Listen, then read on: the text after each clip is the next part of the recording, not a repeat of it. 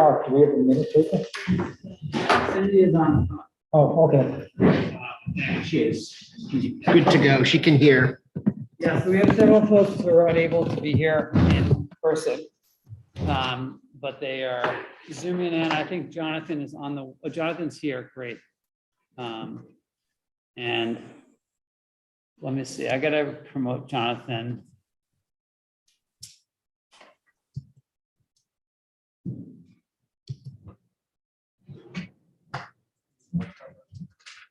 Okay, there we go.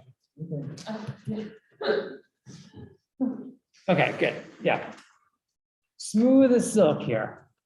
Hi, Rich. Let's start with the pledge, and I can lead it tonight.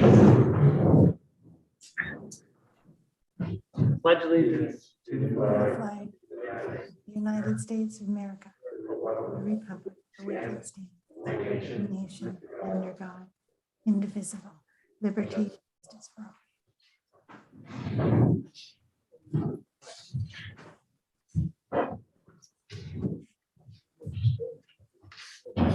All right, members of the committee have received the draft minutes from our meeting from last week, January 12th. Thank you very much, Cindy, for turning those around so quickly. Can I have a motion on those?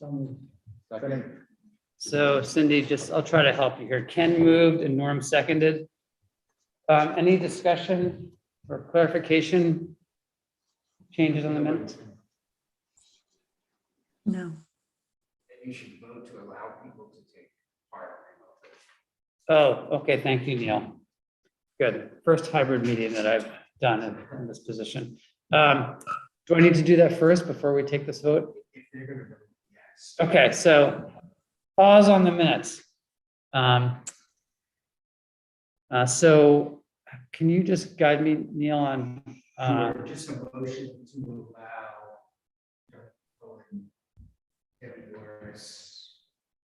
Just those two. Okay, okay, can I have a motion? Yeah. Okay, so Don has made a motion and Ken has seconded to allow Jonathan Cohen and Debbie Norris to participate via Zoom. It's been seconded. Any discussion? All in favor? Aye. Opposed? All those if you roll call. Neil, killing me. Okay. Thomas. Yes. Norm. Norm Cooper, yes. Rich.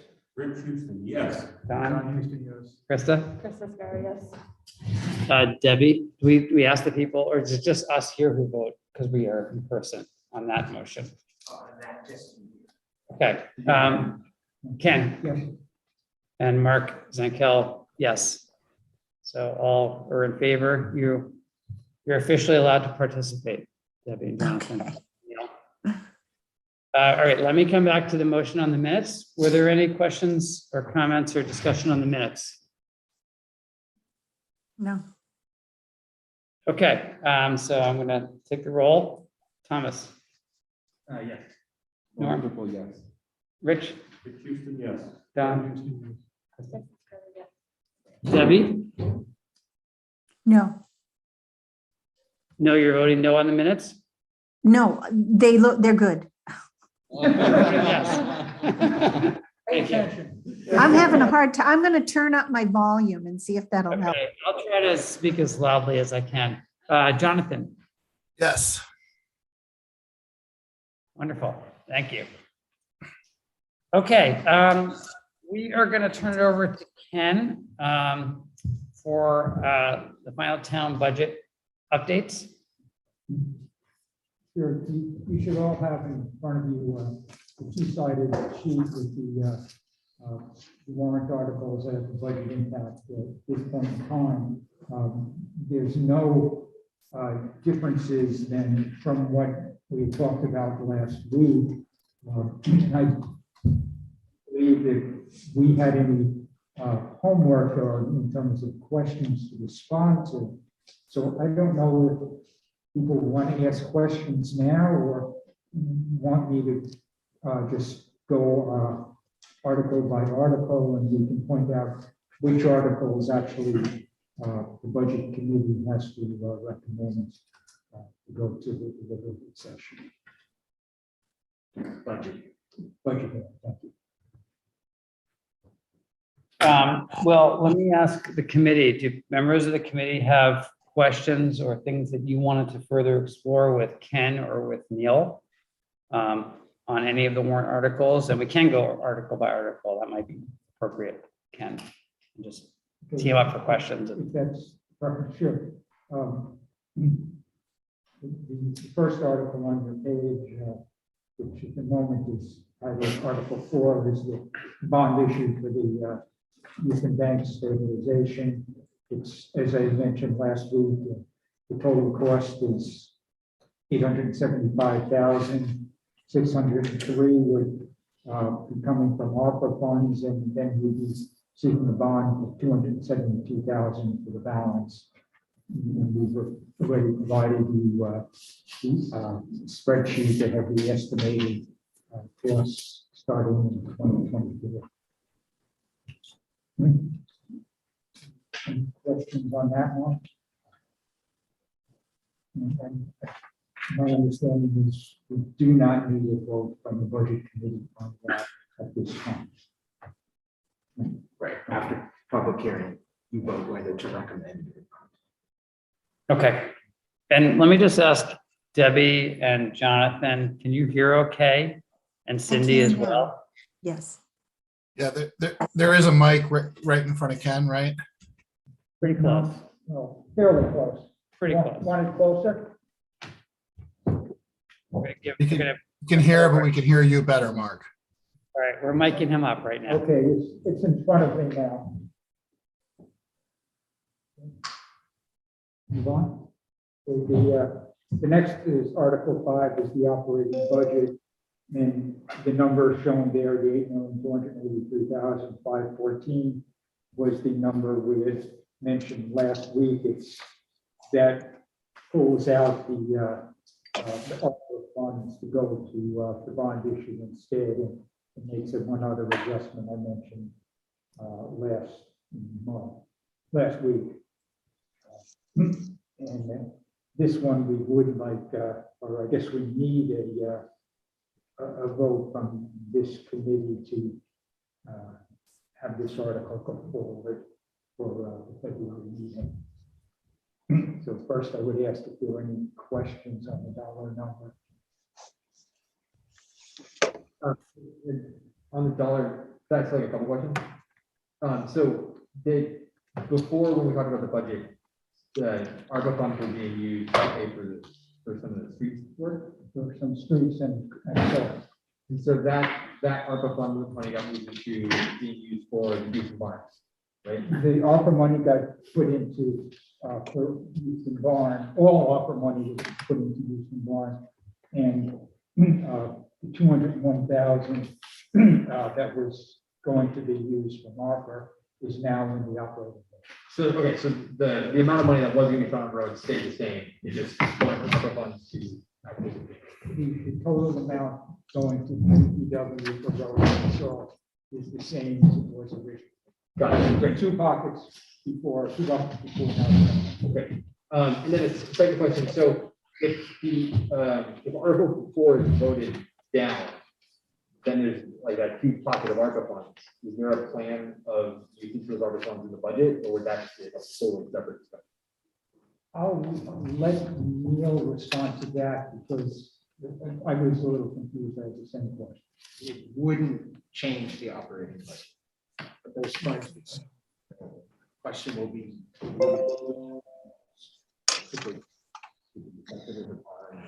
Will be up to the board to decide. Got it, cool, thank you.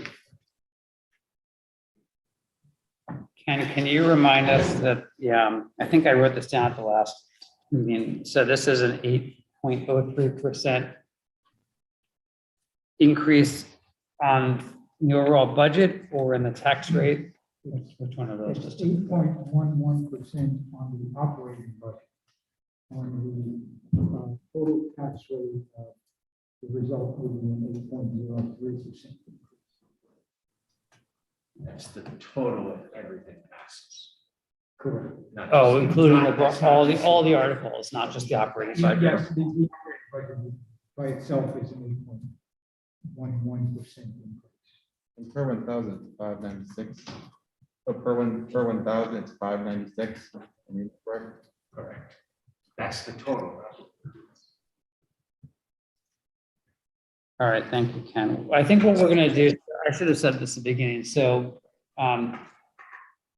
what I would propose that we do tonight is go through all of the articles for all the budgets, and then at the end we'll, so that everyone can see the full picture of the tax rate before we vote on any individual one, and then we'll do the voting under the under item 7 in the budget after public comment.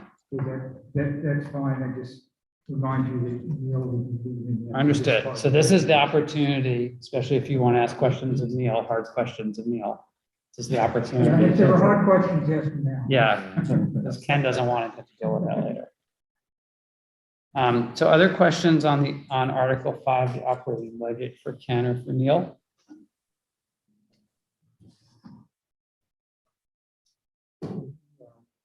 Article 6, the capital reserve fund is 705,000. That number is unchanged from our original presentation.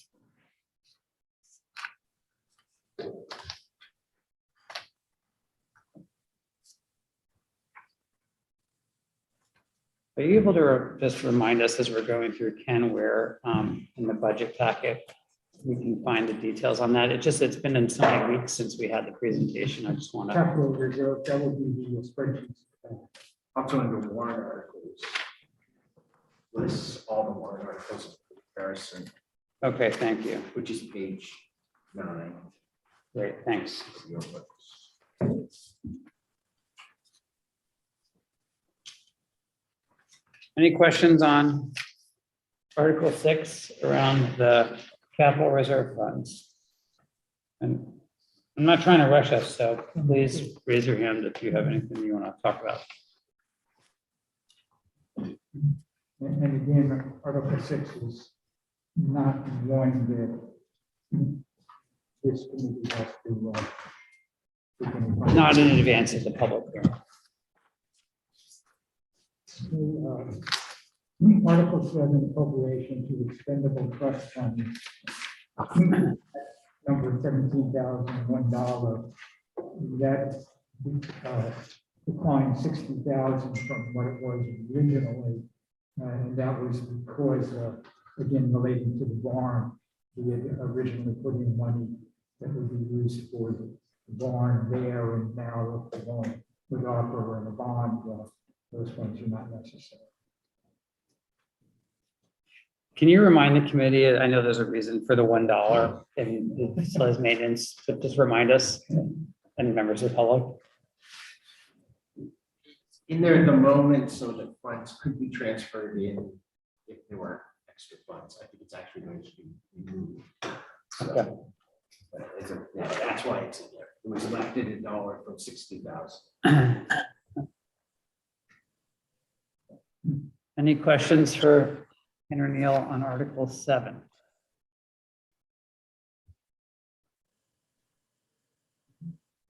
Article 8, creation of payroll liability trust fund. Again, this was an item that we had in the original presentation. And it was to cover the payout of accrued payroll liabilities, individual leaves, unemployment. As an example, we were had to pay out a lot in 2021 because of retirements and say the police chief. So this is build up a reserve for this. So 10,000 and change from the original presentation.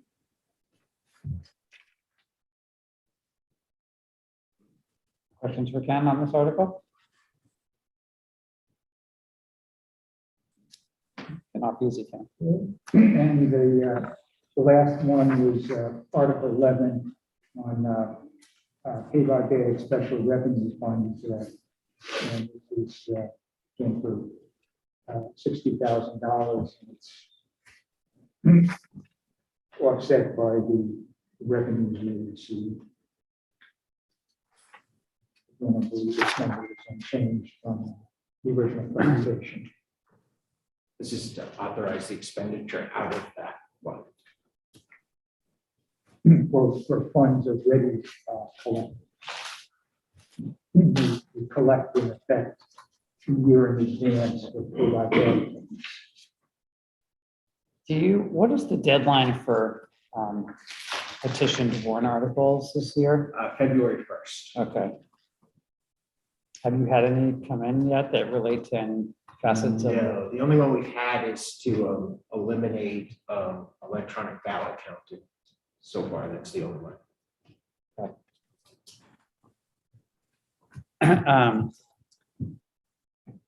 Great.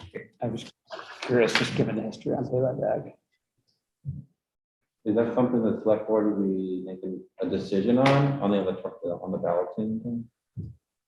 Is that a warrant? So you It's a have petition a warrant. petition, So so it goes up no matter what, okay, It will be on the okay. it had enough registered voter signatures.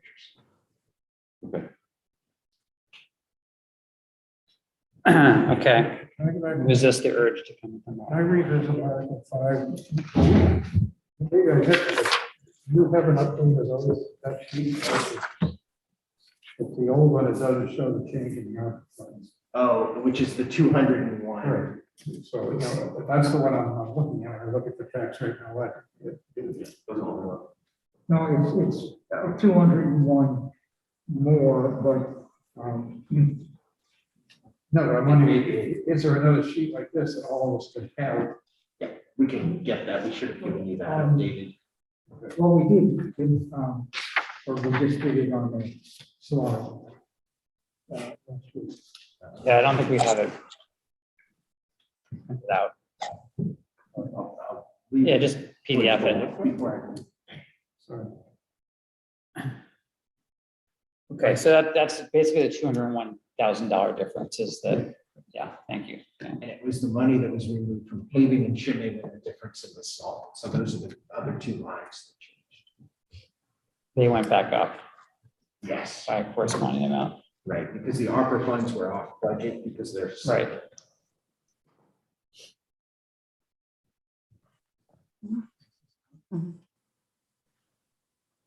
Thank you, Don, for clarifying that. Okay, any further questions for Ken or Neil? We're gonna not ask Neil to stick around. Just, or there must have been select board votes already, where it says on all these items, where it says, it doesn't have the, The board has certainly supported all of these. I think that it's next week, our next meeting, we get officially. the official, vote, but, okay. I have no doubt that unless something crazy happens, we'll be fine here against. So at this point, you're expecting a unanimous vote by the select board on all these articles.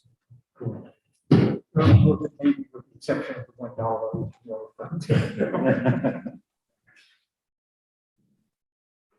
Okay, Jonathan and Debbie, I just want to make sure I'm trying to look down at the computer periodically to see you. You're good? Good. Anything further? Thank you, Ken, and thank you very much, Neil, and to all the folks that you work All the with. documents that are open, those are for you to screen share. Okay, thank you. So, Appreciate that. I've got the tax rate. You know, do you happen to upload our PowerPoint? It is. Yeah, that's what. Okay, so I'm going to move on to the school district budget. And Norm and Superintendent Flynn are here to join us. You want me to try to pull your deck up here? Yeah.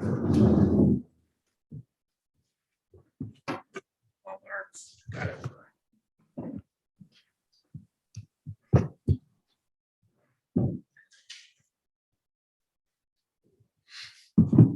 Michelle, you're in, right? You can unmute yourself. We don't have to do it. Exactly. Yes. Okay. Thank you.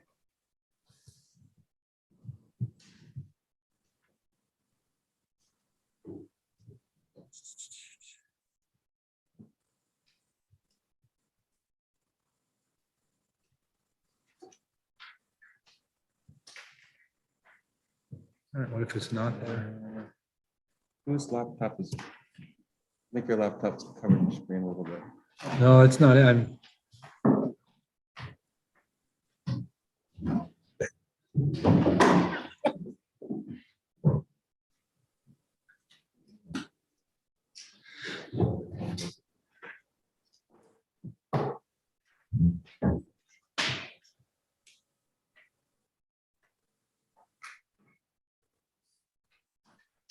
Would you like me to begin? I don't, yeah, I just, Oh, I can't find, the, oh, presentation. yeah, Got it. well, that's that. Yep.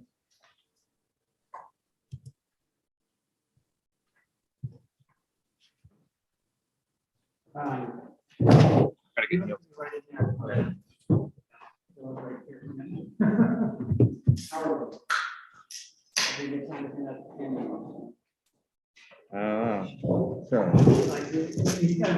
Oh, wait. 4A. You just can't take that. Got it. There you go.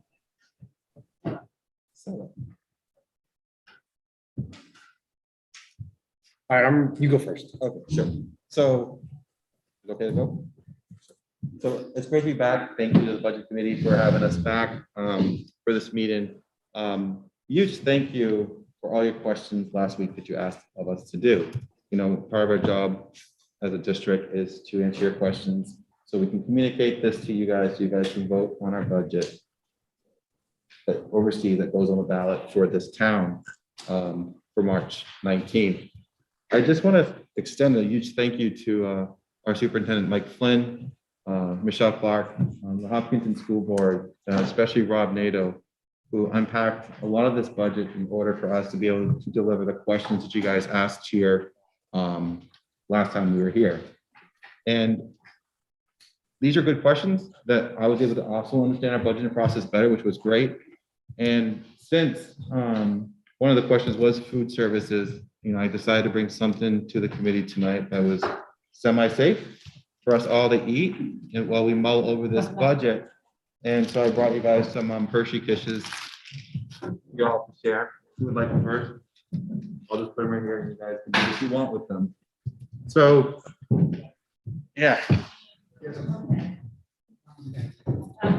So without further ado, I am going to turn it over to Mr. Mike Flynn, who is going to walk us through your questions and a summary of where we are right now in time. Mike.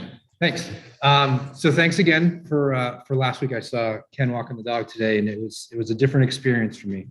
And as I'm getting to know this process and you, I'm hoping you get to know me a little bit better and how I've been envisioning things. So to kind of circle back to the goal for me, it's almost been a year to the date in which I was interviewed and began that process. And one of the things that continually came out of the interview process was a reevaluation of how we currently budget and what we can do better. So since I started on July 1st, it was really a deep dive of one of my first things of how we budgeted, what have we budgeted for, what are we doing, and how are we doing it. And I really wanted to come back to the question last week about, you know, how do we get away from fund balance, or why was it fund balance, and kind of eliminating fund balance from our vocabulary and getting towards budgeting, right? And I'm budgeting to budget. So when we talked about positions and trying to get away from that mindset of it always continually being a football program or a position or what's on the chopping block and what's not on the chopping block, my board really gave me a directive that I needed to reevaluate where our money was and was it appropriately being spent. So coming back to the question in regards to let's focus on positioning real quick. I talked to Thomas today and I said, you know, the simplest answer was we looked at paper. How much paper were we buying? And why are we always over budgeting for paper when we're always coming under? So let's just say we were continually buying 100 pallets of paper, but we were only ever using 60 every year. That was an area that I identified where we could save $35,000. So that's what I did. I took an area of what we were budgeting and kind of reevaluated to then, hopefully through this process, reappropriate some of those funds towards a curriculum coordinator possibly, right? Or reevaluating what our facility structure may look like. So I just don't want anyone to get the impression, and my goal is to eventually, as I'm trying to get there, is eventually to get to not anticipate a fund balance, knowing that I budgeted for 50 or 100 pallets of paper and we're only gonna have 50. My goal is to get to what I asked for is what I plan to spend, and whatever we don't spend was unanticipated, whether it's fuel costs or maybe we had an easy winter or things of that nature, just not having the fund balance to rely on covering costs other ways. So it's a total different way of a switch. The problem is we just can't get there all at once, right? We can't have a fund balance of 1.2 million annually and just absorb that and hope everything works out. I have to take calculated costs or risks at implementing things by taking it away from the fund balance and appropriately budgeting for it. So that's kind of where we are. So I just wanted to kind of clarify. I'm hoping that I wasn't being a speed bump last week of more of you guys trying to understand that I don't want the town or the community to think that the school district is inappropriately budgeting year in by year out by coming back with 1.2, a million, whatever it may be. And I used the example of in my previous district, we would come back with anywhere between 200 and 400,000, but that wasn't because of inappropriate budgeting. That was because maybe a teacher left in the middle of the year and we gained 80,000, right? Or we had a light winter with plowing and salting. So that's where that money would come. It wasn't inappropriate budgeting where that's where my board charged me to do better at. Okay, does that make sense? Okay. So coming into the school board goals, one of them was budgeting, one of them was evaluation of curriculum, one of them was trying to meet those goals. So that's what really happened when developing this budget. Now, to start with the questions of last week, I think food service is probably the first one we want to tackle. And I think in the packet I just gave you, there's a red and yellow page, right? Kind of looks like this. All right. So Thomas and I had a great conversation today. It took us about 20 minutes to get on the same page, so I'm hoping it's going to be quicker now. I think one of the lines I want you to look at, the easiest way to try and define this for the public and the community is the deficit line. So if you look in 2021 and 1920, the highlighted ones, you'll see that there was 148 and 154,000 deficit. I don't want to talk about why. I don't want to get there yet. I just want you to see that there was a deficit. But those years were during the pandemic years. So we were in and out, not in, not out. So if you go back to those previous years, you see it's 101, 98, 116, 112, 120, 123. So when that 150 initially came up at the start of this process, that was targeted at just an estimate. And then in discussion with our board, we said, how about we cut it in half and go at 75,000 to start to properly budget for it. Now, Thomas is going to help me. I know he is. Properly budget for it means, as you can see, since the 14-15 year, we have had to recover funds, and we had used the fund balance every year for that. We budgeted $1 for food service because we always, previous administration had always relied on fund balance to cover that cost, knowing that there'd be money to return to there. All right, so what we're trying to get away from, again, is $1.2 million fund balance, $1 million, down, down, down. So if the goal is eventually to budget what we ask for, we now have to start budgeting for the deficit of food service, because we will eventually rely on not fund balance being able to cover that cost. Where Thomas and I were discussing is understanding that 9 cents, although it's an increase on the budget line, the money is essentially coming from our intended cut on the fund balance. So while it's an increase this year, and then next year you'll see we'll have a better idea. Maybe we only need another 25,000. Maybe it's not going to be another 75,000. And it'll probably be an increase next year on the food service line. Eventually in the 3-4 year plan, you're going to see that cost come back the other way because we're appropriately budgeting. Did I get that right? Close. Okay. So once you start appropriately budgeting for food service or paper, I'm keeping it really low level, and you're hitting those goals rather than it being up or under, by the third and fourth year I come and see you guys, you shouldn't be seeing swings in my budget of 116, 160. It should be essentially the same sense each year, because the only time I would be asking to increase something is if we need a significant add or all those types of things. So that the cleaning up of the budgeting process makes it a challenge to say, well, why are you doing that if you've never had to do it before? It's because we are going to try and do things the right way moving forward. Sorry. Can you help me, or does that feel better? Okay. It does. Go ahead. So there's one thing I would add on to that though, which is like, there are certain things that need to be, that we would expect to have under fund balance management, like fuel costs, right? You have to address it. On a good year, we're gonna have under fund balance management year, and on a bad year, we won't. Correct. So that's what the purpose of conservative estimate. So what's interesting about the case of the food is that there's just a bunch of items in there that are adding up additional budget items that end up with $150,000 of under fund balance. So 75K is going into an increase in the budget item.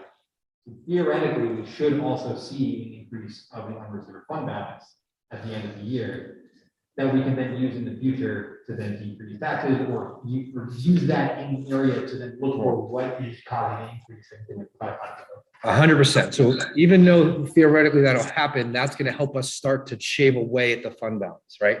That 75,000 could go to Article 10, whatever it may be, until we get down to that multiple year process of being a zero budget process, zero line budget. Yeah, and before you do that, can you just stop sharing so we can see the numbers? Absolutely. Pull them up. So I think the last point that you both just made is answering my question, but I want to restate it and see if it makes sense to what you're trying to say. So is that the reason then why, because in theory, there was 600,000 budgeted for below the line other funds each year. For the past 2 years, I think it used to be like 400 something. And I'm assuming that that was part of the money that was going to the fund balance that was then transferred. So I think that's a little bit trickier. Michelle, did you hear that one? I think that's your. I'm sorry, I VA. kind of cut out, so. Yep. So there's 600 in the proposed budget this year, 100,000, and it was in the last year's budget that is under other funds and titled food service. And you told me the last week that that was a number that you had to put in to make sure that we could appropriately cover the cost of food service. But it is getting raised, like it does flow into the total operating budget, which is then the number that gets allocated and affects the tax rate. So food service is its own different, it's its own separate fund. So it doesn't flow into the general fund. What happens is if, let's just say we had a really good year and we had surplus, right, excess funds. And let's just say it was $25,000. That money would stay in food service. It would not go to the general fund. So it's kind of the same way, the other way. The deficit stays in food service, but we can't have a deficit of a fund. So that's why we have to do the transfer from the general fund to be able to cover the cost. And in order to be able to do that, kind of like what Neil talked about a little bit ago, you have to have at least $1 in the line to be able to transfer money from other areas to that line to actually do what you want to do. But unless I'm reading something that's totally wrong, you're raising, like the 600,000 is in this year's budget is being raised as part of the operating budget. Like that is built into the 22 million. So it's built into the 22 million, yes, but it's in the Article 2, this is where I might be slicing it too thin, I'll just call it, because when I think of operational, I think of only the general fund. But if you're saying operational is food service, federal projects, Fund 8, and general fund, then absolutely. But those other funds that are in the area of where that 600,000 is, like federal projects is 750,000 we're proposing, those are in, again, a separate fund. So when you look at the audit report, they're accounted for separately. Those items are not in the tax rate calculation. So like federal projects, food service, Fund 8, capital projects, those aren't in the same Article 2 tax rate calculation? So they're in Article 2, but there's an offsetting revenue. So in essence, it's 0 on those because federal projects is, you're going to see 750 in revenue for that, food service, 600 for that. And then the Fund 8, we have that as revenue as well. Is it a requirement that if they're offset by revenue? So well, the problem is if you don't have it offset by revenue, then you're raising taxes to fund it. But so here's the thing. Let's say we just use hypothetically that if we reduce the revenues in food service by 75,000 instead of putting the 75,000 in that line, we still aren't going to have the budget to be able to transfer if we have a deficit, because we'd only have $1 in that line in the transfer fund. So we'd still have to have fund balance to actually help with making up that shortage. What you're saying is like the revenue offset is on this page, I think it was last week, and it says food service sales and transfer income fund service, 515,000. So what you're saying is the transfer into fund service effectively doesn't exist without the transfer line item that was formerly $1. But I guess like where I'm hung up is where exactly in last year's budget would the 150 come from? Like where were we baking in that? It was coming back from the fund balance. So our surplus. at the end of Our the year surplus. Was paying off our It deficit was paying Where up. did we have it? at the end of the Well, year. it could have been through paper, it could have been through fuel, could have been through a teacher leaving. That 1.2 that, and I'm gonna get that's how the surplus is. So every year, we have to do a budget transfer and that goes to the board. And the board does approve that, and that's public record. And one of those budget transfers is how we came up with the money to cover the food service deficit. So it varies year to year based on what's happening with things.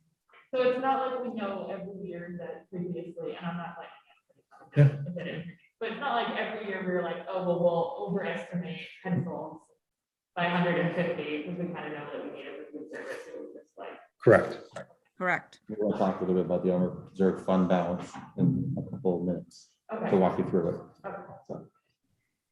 So, Now I've got, I thought it was okay.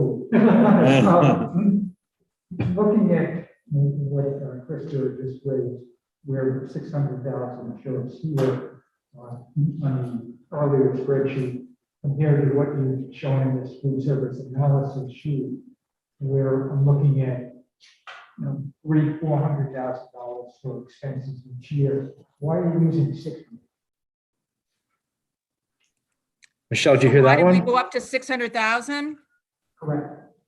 Because of the fact of we have to make sure we have enough to do the fund to adequately fund food service. How do I want to say this? We would have been, number one, we would have been a lot higher in 1920 and 2021 if we didn't have COVID. We would have probably, if I had to guess, been closer to 500,000. So when we went up in the year, and I'm gonna look and see what year it was, I think it was around 18, 19 was 18, 19, right? Yep. we were already encroaching the amount that we had, and we actually were over by what we had in the budget. So what we had to do was figure out, okay, instead of every year going back and saying, let's go up to 450, let's go up to 500 the following year, let's go up to 600, because it's always so hard to explain to people, just like what we're trying to do now for the federal projects, even though there is a zero cost to it, because we're going to have a revenue to offset it, it's still hard for people to understand. Like, so what we're trying to do when we did to 600, okay, this will last us a number of years. So we don't spend unless we have to spend in food service. Even though we have 600,000, we won't spend what we don't need. And we've shown that by the last couple of years. So it's just to have a placeholder, because that year that we went over budget by what we had as a budget item for food service, we actually, in theory, couldn't spend that amount on the general fund budget, because we can't, like the town or the precincts, we can't over expend what the voters approve for us, even if we had a revenue. So I hope that explained it. Okay, so to restate that, so we can't spend any money on food service unless it's in that food service line. But because it's in that budget, we can project out whatever we want for revenues to perfectly offset it. Those revenues could be right or they could be wrong. We can perfectly offset those revenues so that whatever item we put down in that food service budget won't change anything about tax rate, because we can perfectly offset it with revenues. So then if our revenue projections are wrong, which we expect they're going to be wrong, we're expecting them to be wrong by about $150,000. That $150,000 then has to come out of the fund balance. So we can put whatever we want in food service. It could be $600,000, it could be $10 million, but we'll just perfectly offset that as revenue. And then at the end of the year, the difference has to be made up with transfer out. But isn't that doing the same thing as we've done in the past, that, you know, now I'm hearing is not the appropriate way to do it? I think it's different because they budgeted $75,000 to come into that. right? Appropriately. Is that? Budgeted it appropriately Yes. for that line. 75,000. So, whatever the deficit is, which is assumed it's going to be some deficit based on, you know, pre-pandemic. Yep. Like the deficit is, you know, typically 100,000 plus or minus 10,000. Yep. So let's just suppose that plays out yet. There should be a lower deficit to cover with fund balance. So they're reducing the amount this year of what they would expect to cover the fund balance. So the deficit, we might only need 30,000 from the fund balance rather than 103, whatever. I think I mean, that's why I understand that as a step towards implementing that all together. I have a question on that. I want to make sure you've got your question. So the 75,000, maybe I'm missing it, but where do I see it? Line 5200. It's like 2 seconds above, like 1 second above. Other outlays, 5200 transfer to food service, other funds, something like that.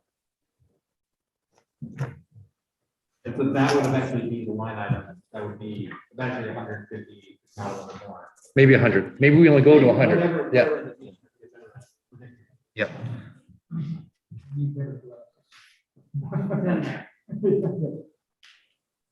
And we asked last time, maybe just to clarify, why not try to just eliminate it? You know, why not make that 100 or 110? What's the historical numbers now? Yeah, so we talked about that, and I know that was one of Lauren's questions last. It's calculated, right? So we talked about eliminating our excessive fund balance all in 1 year.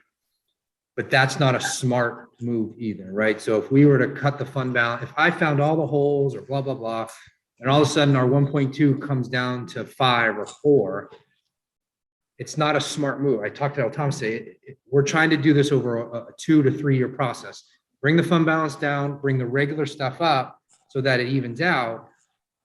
So taking 150 might be the wrong number. So that's what we kept coming back to after evaluating the data. It might only need to be 100. So this year we go 150, then I come back next year and say, well, we were off by 50. People are then saying, well, what were you doing? So it's a calculated slow risk of let's take a chunk this year, which we'll know that it'll be safe. And then next year really find that number so that it's the right budget number. And we're asking to appropriate the right funds rather than again being up and us not looking like we know what we're doing. So theoretically, you should, next year, theoretically, you should be able to find about $75,000 that's going into the fund balance. Yeah. One question I have is, because this is an unknown every year, where are you gonna keep, in essence, the kitty?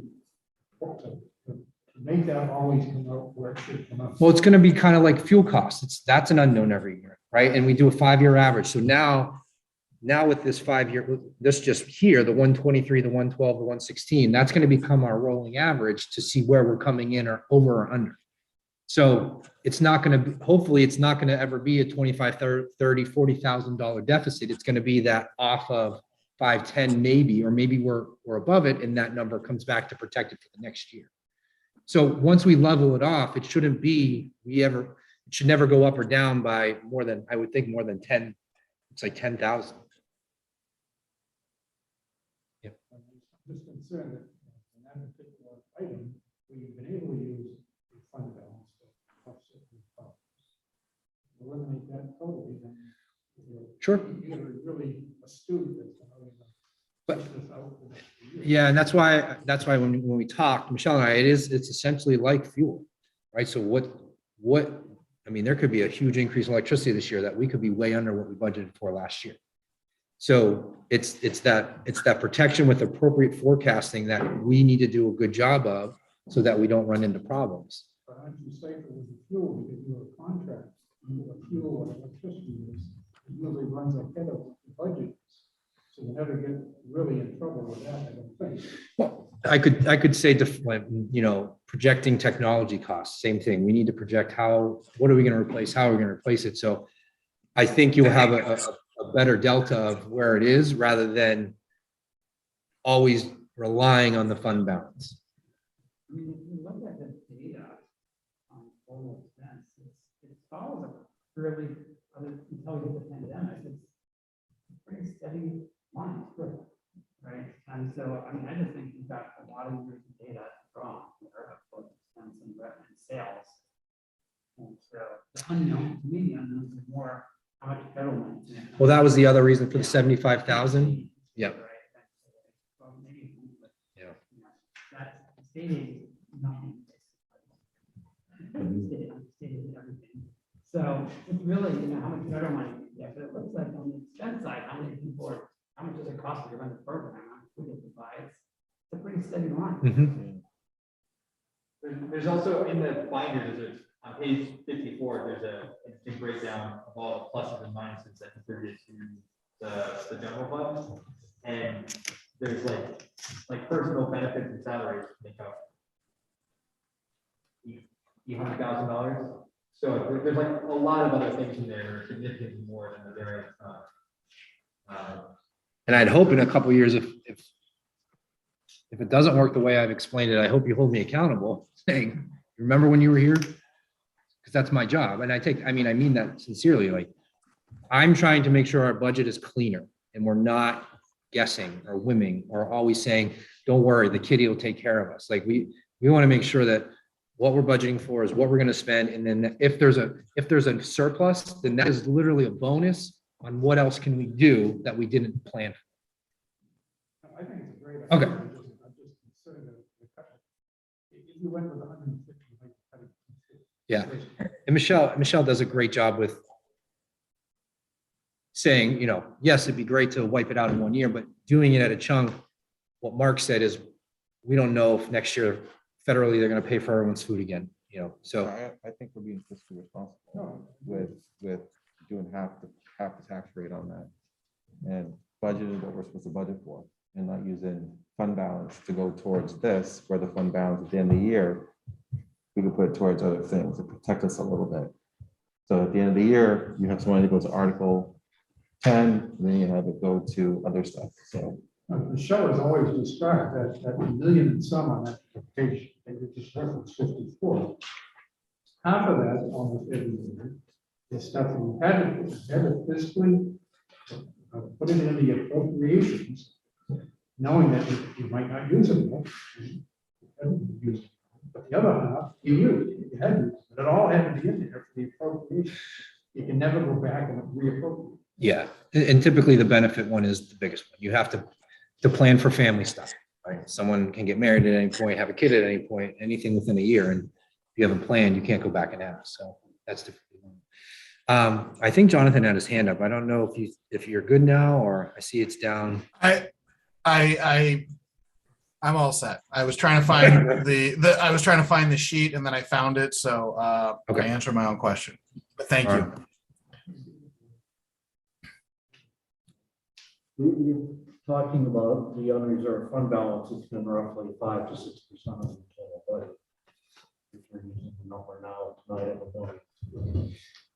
Does that sound right in the past? I don't know. I mean, about, Michelle, has it been an average of about $1 million the last 3 years? I don't know.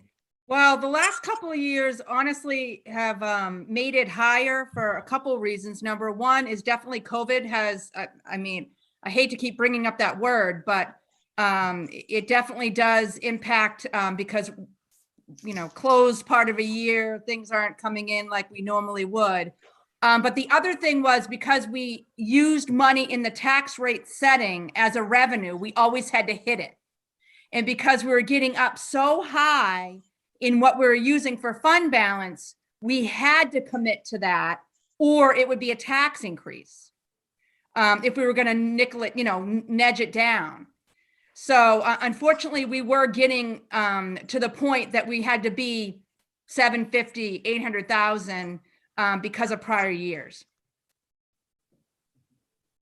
Which I thought the number we had been hearing was $500,000 or $600,000, which I may be confusing with the money that is entitled to be contributed to our kind of at the end of the year. But you can understand obviously why, and again, you inherited the situation from a taxpayer standpoint, 6% of your budget kind of loosey-goosey, forgive the terms, seems a little excessive. So you said you're working on bringing those items on budget, a la the food service program. Do you have a target that you're trying to hit after your 2 to 3 year time frame? That's, I imagine you're probably it's a percentage of the budget. It's not at all. That is $1 million question. All right. And it seems like the truth is, I mean this sincerely. If I were to ask for 20 million, my goal is to spend the 20 million. My experience in the 9 years at Timberlane and Hampstead is it would typically, like I said, it'd fall anywhere between 200,000 to 500,000. And that has to do with another good example is Michelle, you sent that report this week. A lot of our teachers, because of the pandemic, there aren't as many professional development opportunities right now, right? So they aren't able to go to conferences, they aren't able to travel, whatever it may be. So even though contractually they're awarded for, let's just say it's $400 a year, it's just not happening right now. So we could anticipate right now maybe seeing 30 or 40,000 come back from that. So I don't have the right answer of a percentage because I mean it by saying every time I come here year in and year out, I want to say if I'm asking for that, that's what I anticipate on spending. But it always tends to be around that $2 to $400,000 to $500,000, not 8, 9, $1 million, 1.5 type stuff. Sure, and I think all of us understand that there needs to be some contingencies in there. Some items are gonna run over and some items are under. Sure. But, you know, as a taxpayer, 6% of the budget seems like a pretty high contingency. And I think over time with Mike in his first full year, he'll get a sense of what the district's going to be using and have that trend throughout the year. And I think you'll see some of that responsible thinking in the warrants we'll review.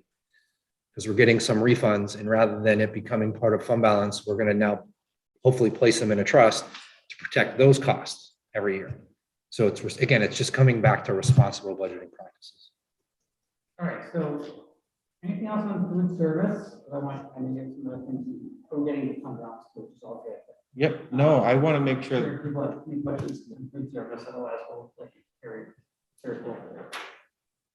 Everyone's good on food service? Thank you for putting it together. Yeah. How's the Hershey Kisses? Perfect. Okay, so the next one,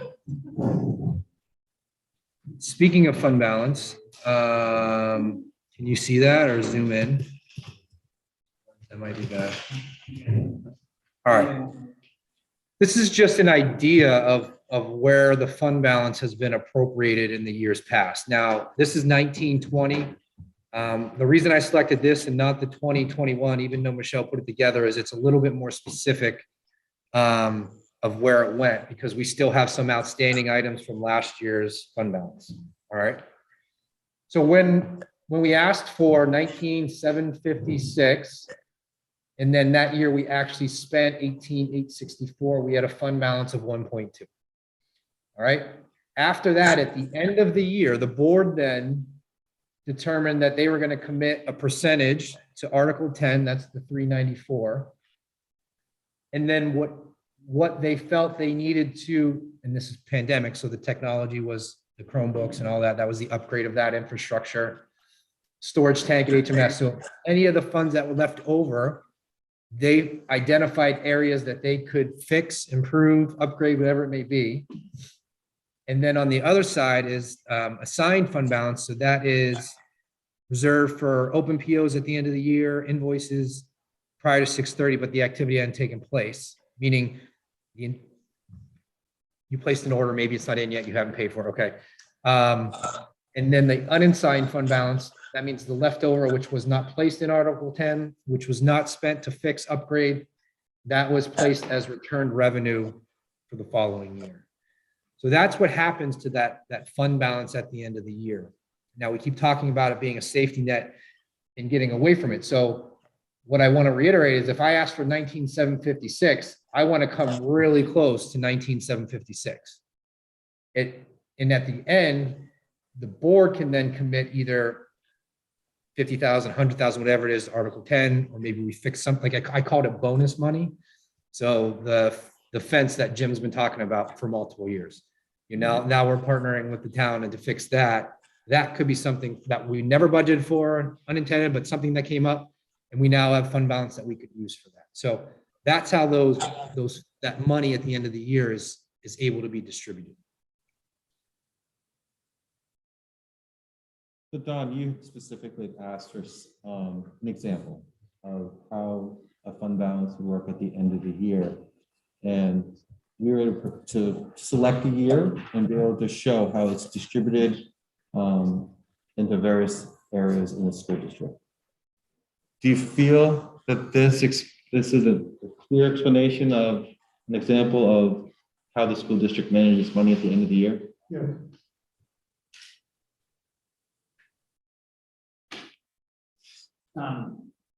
Debbie and Jonathan, because we can't see you, but I don't. Oh, I'm sorry, I can minimize them. Okay, just take yourself off mute to speak up if you have a question for Mike or Norman.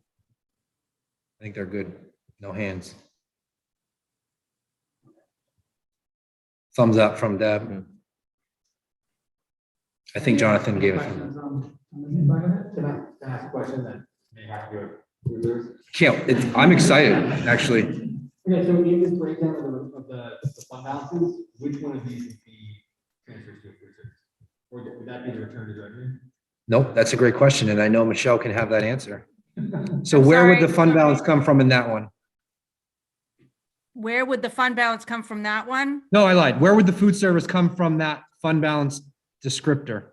It comes before all of this because the transfer has to happen before we have our fund balance at the end of the year.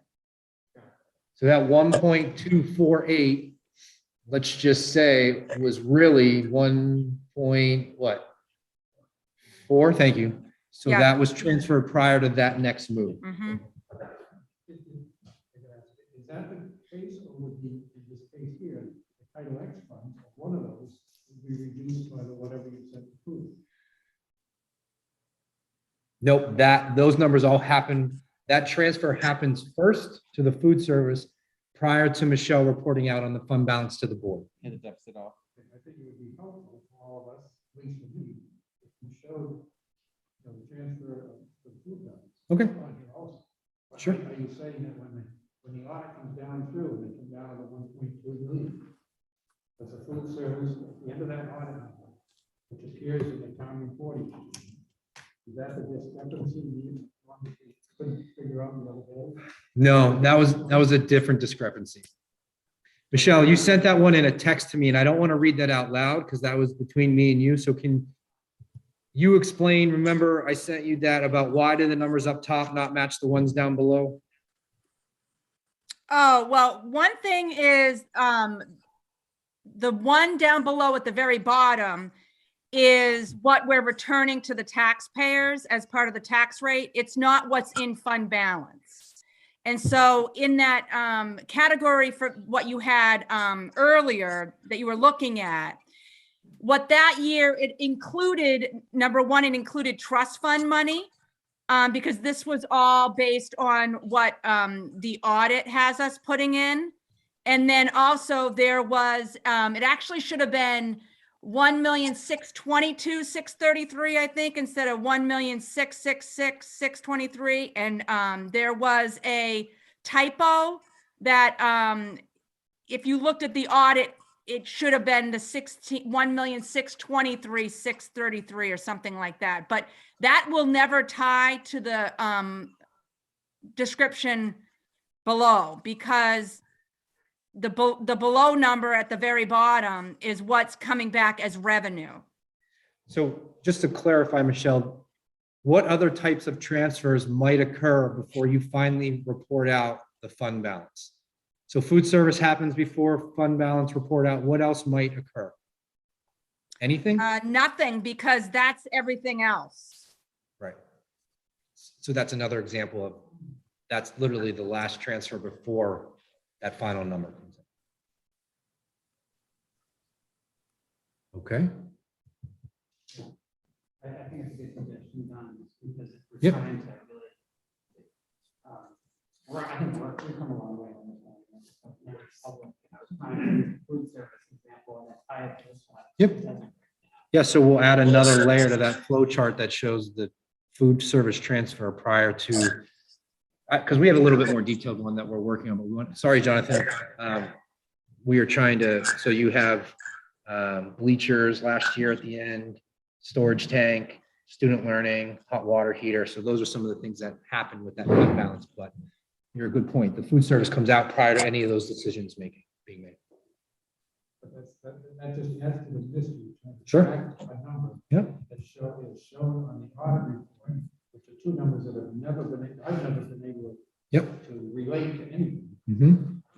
Just a trail I'm trying to understand. And I'm trying to clean it up too. So, yeah. Yep. Any other questions on this? All right, the next one was, Mark, would you? I don't know if you had questions or you just wanted it, but it was additional years added to the programmatic budget. I didn't have questions, but I followed up, on that for clarification. When the programmatic budget was first developed, for those of the committee for it. Yeah, it took a while, but we got there. Thanks to Michelle and Steve and others working on it. But the idea was to be able to see trends over time, or for those who were interested in viewing the budget this way, to see where there are areas that were growing over time in terms of programmatic investments. So that's Okay.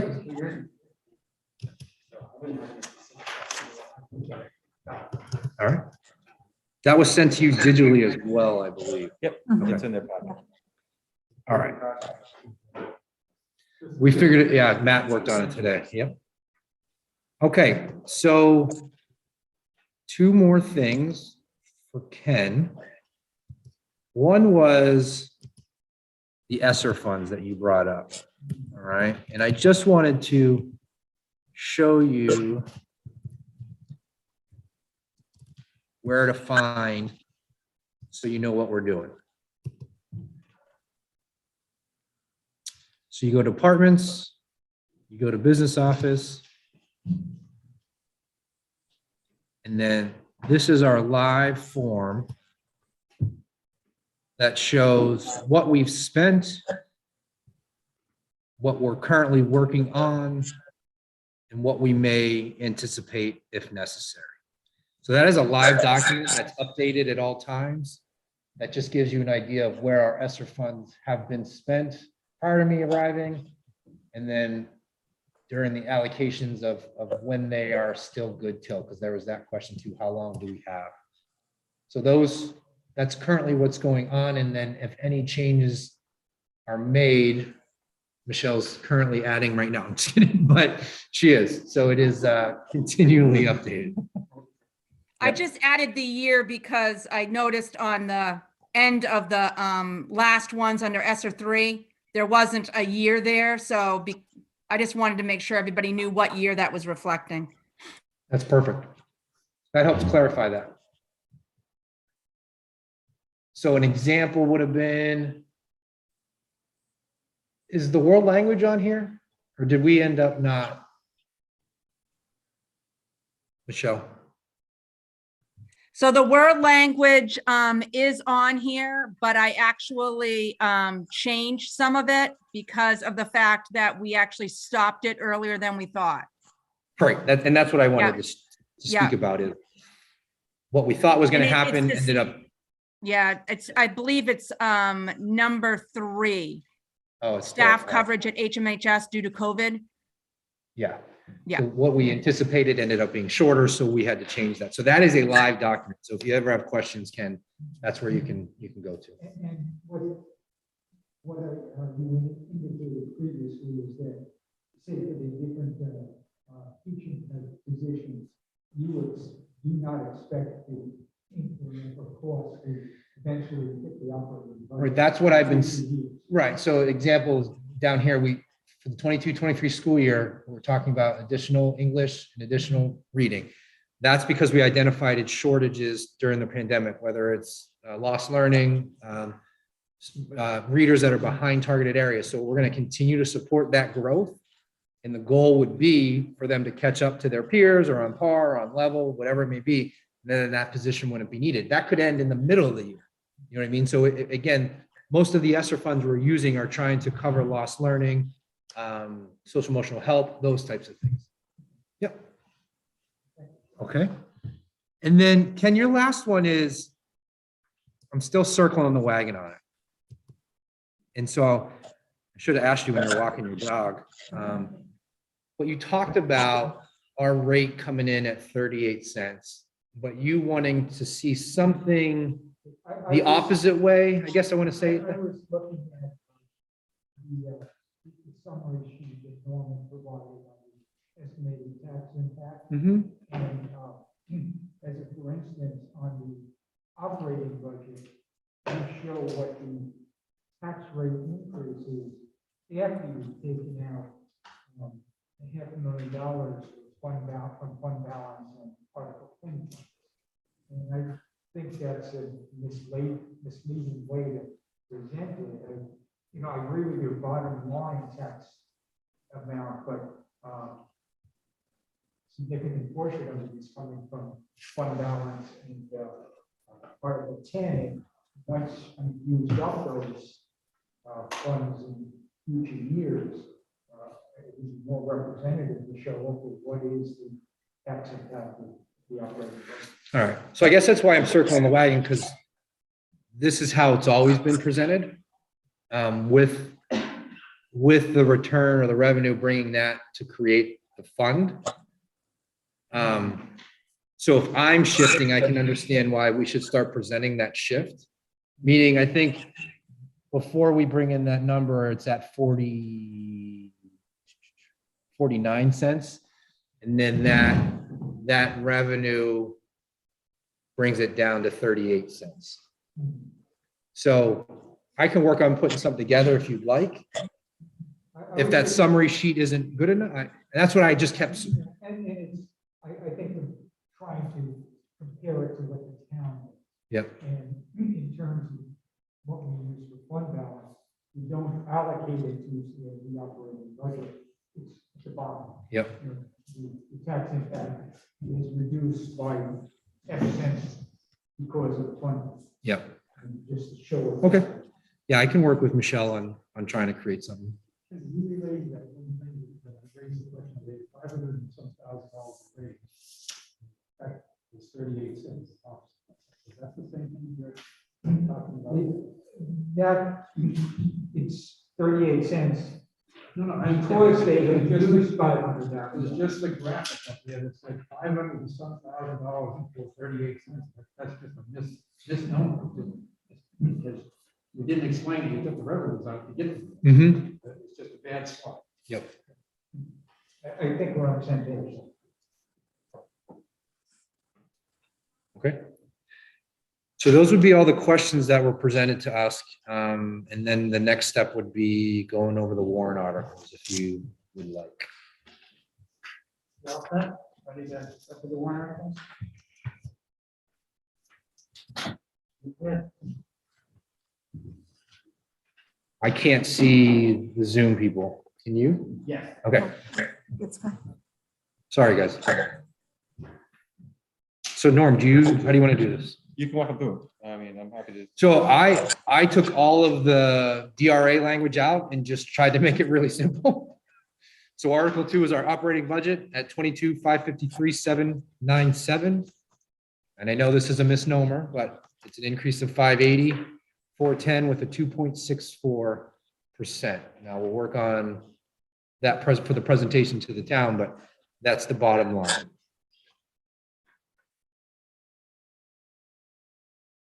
Is there any additional information for this that you guys need from the Hopkinton School District regarding our budget? I guess my question, are you voting on it tonight or are you doing that at your own time? We are going to take a preliminary vote. Yep. The budget that shows, we have a. Public hearing. budget committee Public Yep. hearing. And just like the actual. Got it. It's really the budget committee's budget. Got it. Yep, correct. So we're going to vote on it tonight to see if we support presented. Perfect. New for me. That's why I'm asking. I guess I just want to ask. Are you asking, John, that this be presented differently? I think we want to just. make sure it's good. No, those are the right numbers, but what they're asking me to create is more of a how we got to that but that's the real number. Questions on the operating budget that, at this point?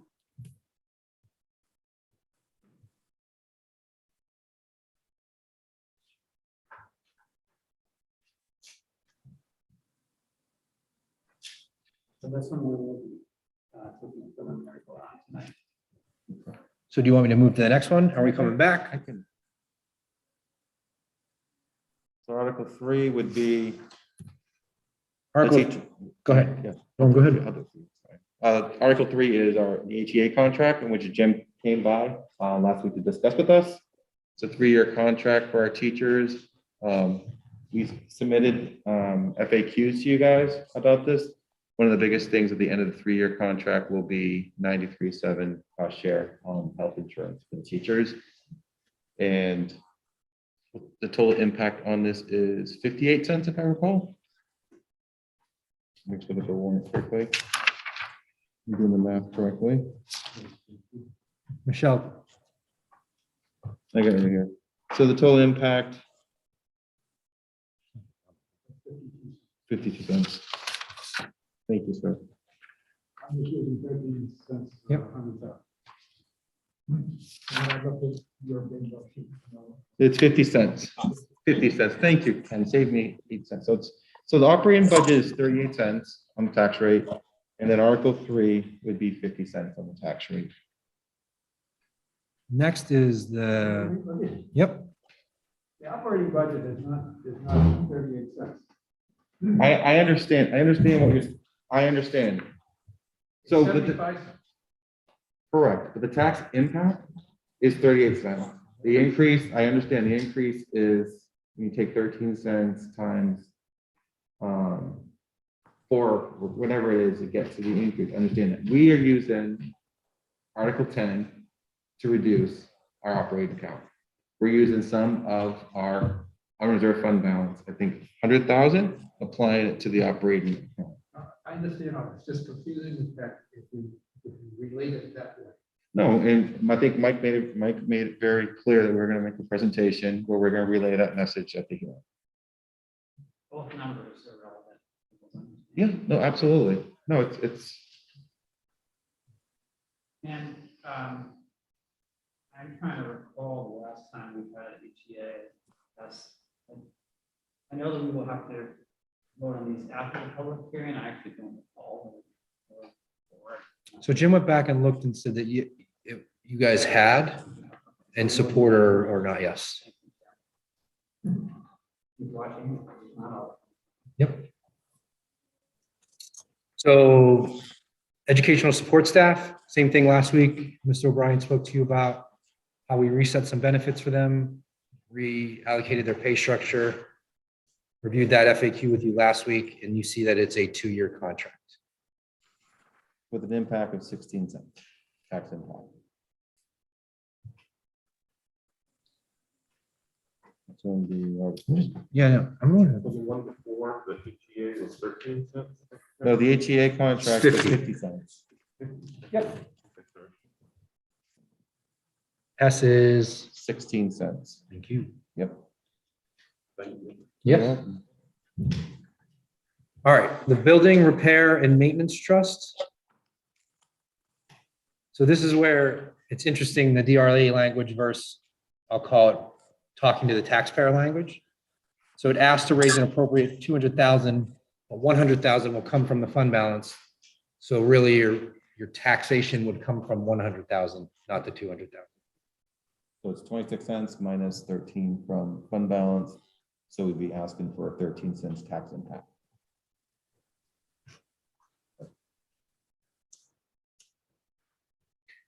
Okay, this one, this is interesting because it just happened within the last 3 weeks. We got a refund from the state in special education due to allocation. So even prior to this, we were going to ask to raise an appropriate 100,000 through taxation, but because we got that credit, leaving the 100,000 on there as is, but we'll be able to take it from fund balance because it's a refund from the state, so 0 tax impact. The refund from the state was. Special education. Yep. Okay. Oh, I'm so sorry. Excuse the typo, benefit trust fund. Deb has a question, Mike. Oh, Jonathan's asking, go ahead. Deb. Hi, it's me, Deb. Hi, Deb. Hello, my question is on that refund from the state. Can you just give a brief clarification about that? Why did they do that or purpose of that? Michelle, do you want to answer that? Sure. So we budgeted $200,000 for special education aid. And if we all can remember, this is a little weird in that the special education aid we get this year is based on last year's expenses. And then the state sometimes, depending upon all the school districts that put in their claims, has to break down and not give us exactly what they should because they don't have enough money. Well, we were pleasantly surprised that they gave us over 300,000. I think it was 308,000. So we had $100,000 more than what we actually budgeted. And so that's why we actually thought the best thing would be to put it to where it should go, which is the trust fund, and not raise the money through taxation. Because as we all know, the only way to get it in the trust is to have the voters vote on it. Right. No, that's what we talked about earlier, trying to keep the funds where they were anticipated. And if they come back, we're able to place them where they should. But even though it was special education, we're allowed to do that, to put it into the, okay. Yep. Thank you. So this is a new one. And this is, again, it's how we're trying to change our practice. So we're going to ask the voters to create a benefit trust fund that hasn't existed before. But because of the pandemic, I mentioned to, I think last week or previously, whatever it may be from Health Trust, our insurance carrier, we saw a bigger return than we ever have in our life. Was it 208? So I wanted to be more specific. Michelle? I think it actually was like, I think it was more like 260,000. We actually Yeah. got more than that, but some of it goes to retirees that pay for their own and some goes to employees that pay. Okay, so this was returned to us. And so rather than placing it in the fund balance and being able, we want to place it into a trust, a benefit trust, because that's where we get hammered every 2 years with retirement adjustments, insurance adjustments. So to build that base will now be able to protect us from big swings. So anytime, maybe moving forward, depending whatever the return is, we can continue to build those funds to help protect us from any big swings year to year. So that 200 comes from the fund balance, which is actually the return from the trust. So it's a zero tax impact, no taxes raised. Questions on that?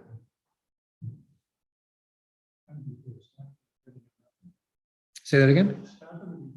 Okay, so each year, depending on how many doctor visits there are, we're part of a health trust group, right? And so maybe some years we saw a return of 20,000, 15,000, whatever it may be.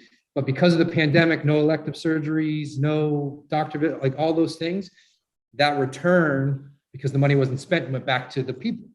And so we want to take that 200,000 that's coming back to us and put it into a trust fund that doesn't exist yet, so that next year we're able to pull from that fund to support those swings and costs from retirement to health costs.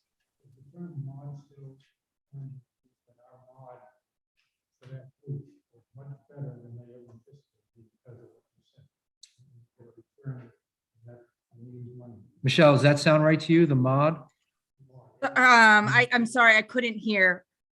He's saying, he's trying to compare to what they use. So what, the health trust group, what's that called? You always use the right words. I don't. Well, so Health Trust is part of a risk pool that, then there's, so they have to have a minimum fund balance, we'll just call it, because we have fund balance. And so anything above that, they can, they can go ahead and give it back to the people that were part of the pool. And so this was our share based on our premiums that we paid. Perfect. This is what we saw or we heard when we first went to this type of insurance, isn't it? That we would see these kinds of benefits. It's the health trust refund. That's what I think one of the selling points was, wasn't it, when it was first introduced to us on the budget? It's good to see that like that. Yes, exactly. And we're in a similar one for workers' comp and property liability as well, but it's with Primex. Okay, on to the next. And then final is Article 10, Technology Trust, $25,000. That would come from fund balance as well, so zero tax impact. Yeah. So in future years, we don't have this fund, and we saving up to use up the technology trust. I assume that what will happen then is you'll come from like a warrant article. Correct. Say, hey. Yep, correct. Yep. And we'll raise it. Yes. So, let me see something, Mark. I just wanted to ask, Sure. on the trust articles, again, are these ones where you're looking for us? So everyone I put up here, Michelle recommended that you guys voted on. Questions on any of the trusts? I don't have any questions on dollars the articles, I just disagree with things like saying zero tax impact. Because it's $25,000 or whatever. If it wasn't there, the tax rate would go down or because of things like that. It's just a way to present it. Yeah, and I agree with you. I agree with you that how we present it, we got to be clear on where the money is coming from and why we're getting to a $0 income tax impact. And that's something we can do. I was going to comment that, when we did this presentation, you talk about this is what the actual tax rate increases. When you look at my presentation, like I said, and where it's coming out of different accounts. And I think it's important to realize, it's really important, to me, talking to the taxpayer here, that we have such an article fund balance, because where this all has started is lack of funding from the state. And for us to be able to meet the needs of our students and have that money there is great. Because meeting the needs of our students and being fiscally responsible is important. And Mike has said over and over again, he's working to the unreserved fund balance, throughout the years. The question that I'm going to have as a taxpayer is what's going to happen when that unreserved fund balance is less and less to put into Article 10 when state funding is not there for our students and for this town. So we can present to the town absolutely where we're using this money, but I don't have that impression that we are recklessly using this money. We're using this money to meet the needs of our students and be fiscally responsible. Yeah, I think what Ken is saying, it's all about presentation. And that's something we can clean up. We can definitely make it clear. I just don't want people to think there's this slush fund here that we're just using recklessly. I think it's where we have to address as a board and as a community to where it's going. Well, and again, the goal is in 3 years, when I'm coming and telling you that it's a 38-cent increase, it is a 38-cent increase because of budgeting, not because we've brought it down or like that is a true 38 cents to the penny. So that's the goal. I'm only communicating it the way I have because the Article 10 money is there to help support what we're doing. One of the things you guys supported significantly here when we were here last time was that we were part of a civil lawsuit or whatever regarding state funding. It is your hearing that we are presenting. I have not brought it to the board and asked, but if there's something that needs to be said, that we're a part of that in order to deliver a message, it's something for us to deliberate. But again, it's your hearing. But I think it's important to know that this board understands how people are struggling to pay taxes and that we're not getting enough funding for our students, but we are taking an action to bring awareness to that to Hopkinton. Actually, I think it's really great to use to use some of this fund balance drawdown to fund these trusts. Because they're not one-off, they're not not hiding an operating budget, not just making decisions at the end of the year. They're all good things that we money gets spent on, but this way, the taxpayers are voting for each one. It's very visible, very transparent. Taxpayers can say, yes, I want to put that fund balance into the building repair maintenance trust, or no, I don't, I want to return. So I like that, and I just express my support. Thank you. Did we come up with an answer, what's the maximum that could be entitled to? Max in it or max allocated each year? Oh. Michelle, what's the max number that can be in Article 10? 5% of the net assessment. So every year that changes. The town assessment? The appropriation of school districts. I can tell you that when we did the amount for last year, this past June, we were at the max. 75%. Yeah, 5% of the tax. So valuation is $80 million thereabouts. Valuation of 800. Yeah. 5% of 22 million. And ask Michelle that. Michelle, what's the 5% of? Can you clarify It's that? 5% of the net assessment. So the net assessment takes out some of the revenues. So you have to look at the tax rate sheet to actually, it says right on the tax rate calculation sheet what the net assessment is. Oh, so that'd be the budget that goes to the budget that goes to the state to determine the tax rate. They take out a revenue figure, and then there's a net value there being raised. Right. And it's 5% of that. Exactly. Got it. Well, that's was not my question. Question that we had the other week was, we know it's 5% of whatever that year is, that's the maximum you can put in. Okay. But if you put in the maximum of 5%, assuming the tax number that you're bouncing that against was the same next year, and you didn't use any of it, could you put any more money in? Oh, that's a great question. Michelle, What's the maximum that can be in that sheet? did you hear that question, Michelle?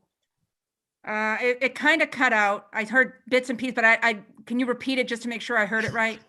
The short version is, what happens if we don't spend Article 10, but the next year we have fund balance that, can we put any more back into Article 10 if it's already at that max? We can't. And just so that everybody understands too, Article 10 is a set aside. It's not like we have a separate trust fund or anything like that. It's just a balance that we have in our checkbook that we have to kind of set aside. Now, that being said, the board has to act on it every single year as to what amount they want to reserve. Otherwise, that doesn't stay reserved. Uh-oh. Sounds like she's saying something really good and she cut out. No, I'm just, Deb says, oh, and so I was shaking my head saying yes. So that's why every year you'll see the board have to do a vote, whether it's going to be the same amount as the year before, or whether it's going to be a new amount to get to the maximum of 5%. And so right before we actually have that meeting, I look and calculate what the max amount is that can be put into that fund. And then that information is presented to the board, as well as what we have for fund balance at the end of the year before we do that. Just to read this one more time. John, under the current numbers that we have right now, where appropriations in essence to be raised by taxes is $17 million. Is that what the 5% bounces against? So 17 million. 041. Michelle, did you hear that question? I did hear it. I'm going to have to confirm that that's the amount, because it comes off of the DRA tax rate setting. So I'm going to go in here and look as you guys are working for a minute. Can I just ask a question? Sure. What, and I apologize if this has already been addressed, but like, what is it that Article 10 funds can be spent on? So Article 10 is for exactly what we're doing with tax rate set stabilization. But last year, there was a change in the law. And they allowed for an emergency expenditure that we could go ahead and use it for something like that. Let's just say the boiler went and we didn't have money anywhere and we needed to use that money. So I guess what prompts my question is when I look at the slide and I see Article 10 Technology Trust, it's confusing to me. Yeah, the Oh, Article Article 10 is just 10. the Article 10 on the warrant. It's just number 10 on the warrant. It's not actual. Okay. Yeah. Okay, Yeah. that's why I was getting confused because I'm looking at this slide, which was the next in line. Yeah, no. I'm following along at home here and I got, No, if that's okay. I don't know if we should make it Article 11. We should make it, yeah. I mean, honestly, I know, that's a might want to really, skip 10. that's a good, Jonathan, that's a great point. Well, I'm always here to represent the dumb guys in the crowd. No. You and me, man, we're on the same boat. Don't worry about it. As I understand, Article 10 money goes towards the tax, towards tax, rate, and it goes towards emergency things that you've got to go to the State Board of Education to get approval to use it. Yes, I understand. correct. You just can't make up an emergency. Yeah. And for this- Two quick questions, same ones that were asked to Ken. At this point, do you guys have any petition warrant articles for students? I met with Mr. Newsom today, and the answer currently is no. And then secondly, I'm assuming, and it may have been addressed last week during your presentation, that the votes from the school board on all these items were 5-0. unanimous. Except for one, was 401. Mr. Nadu abstained from the contractual, the HEA contract.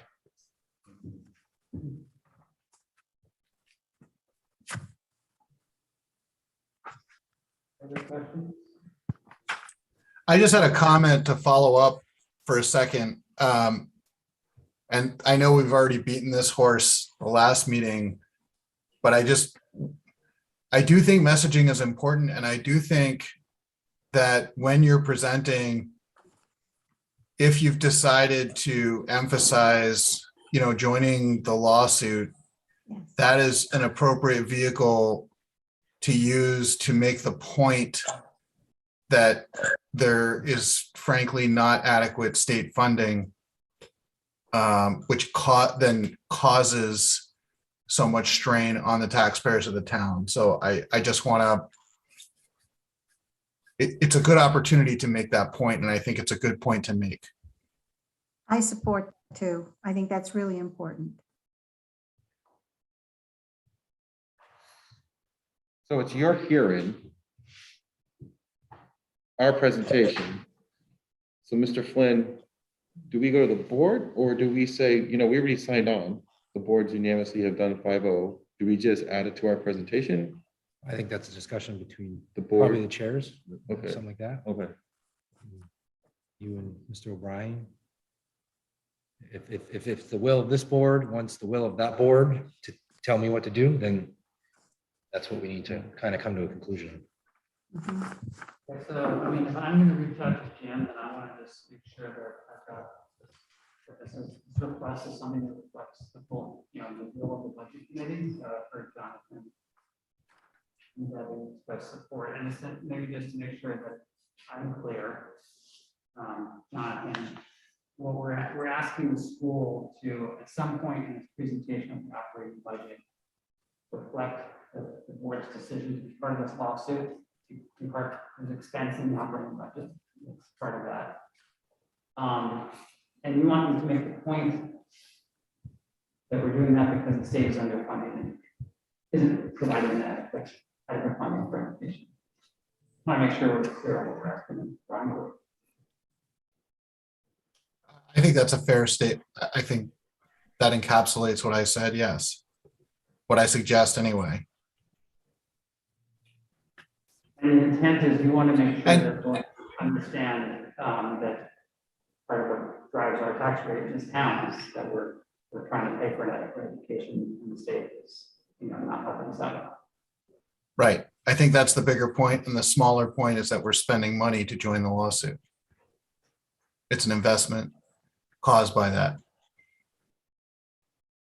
So let me just take the temperature of the committee on that request, and let me just ask if folks if you're uncomfortable with that request, let me know, and then we can take a vote. I totally agree. All right.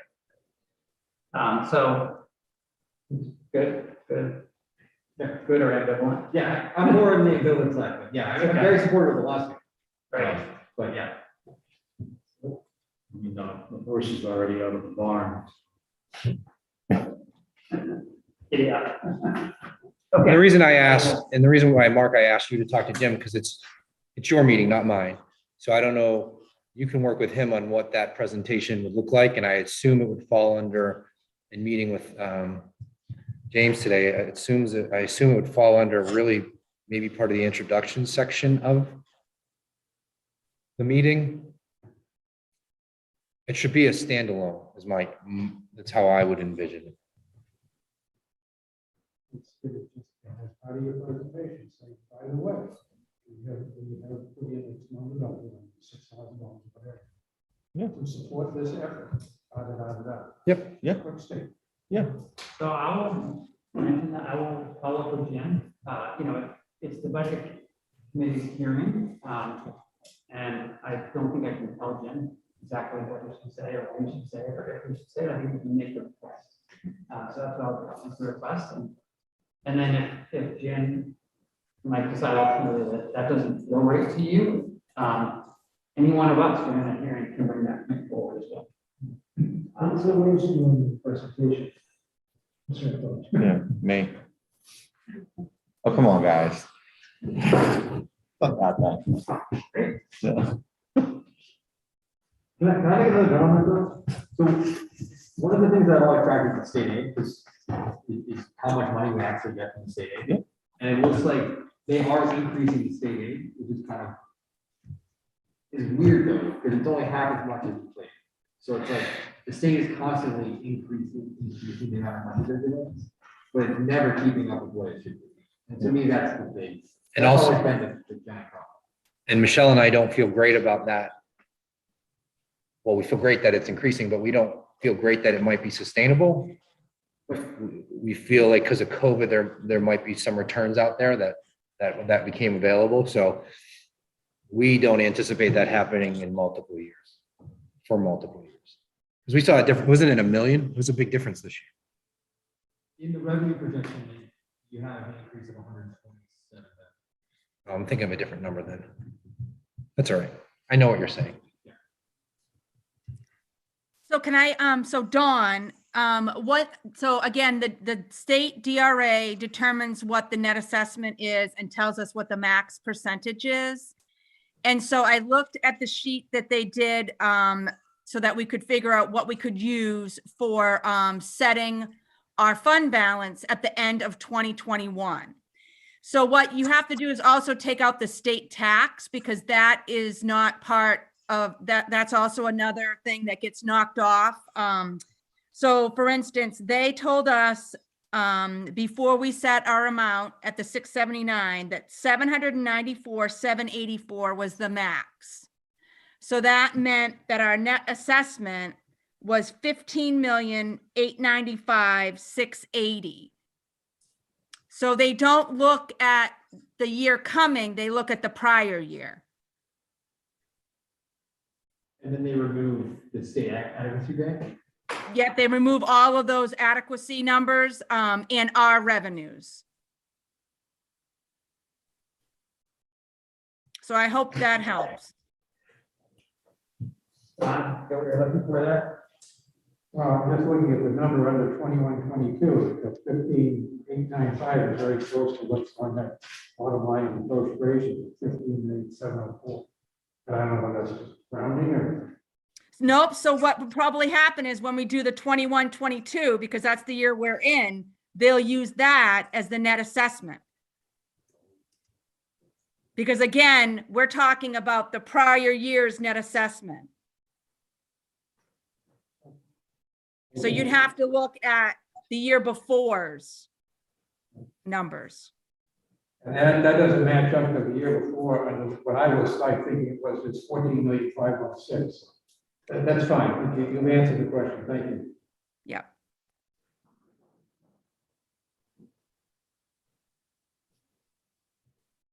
I have a question. Oh, yes. Historically, the budget committee has commented to the administration and school board about new hires. For example, do we need a new fourth grade teacher? Can we afford a curriculum director? Can we afford a human resources director?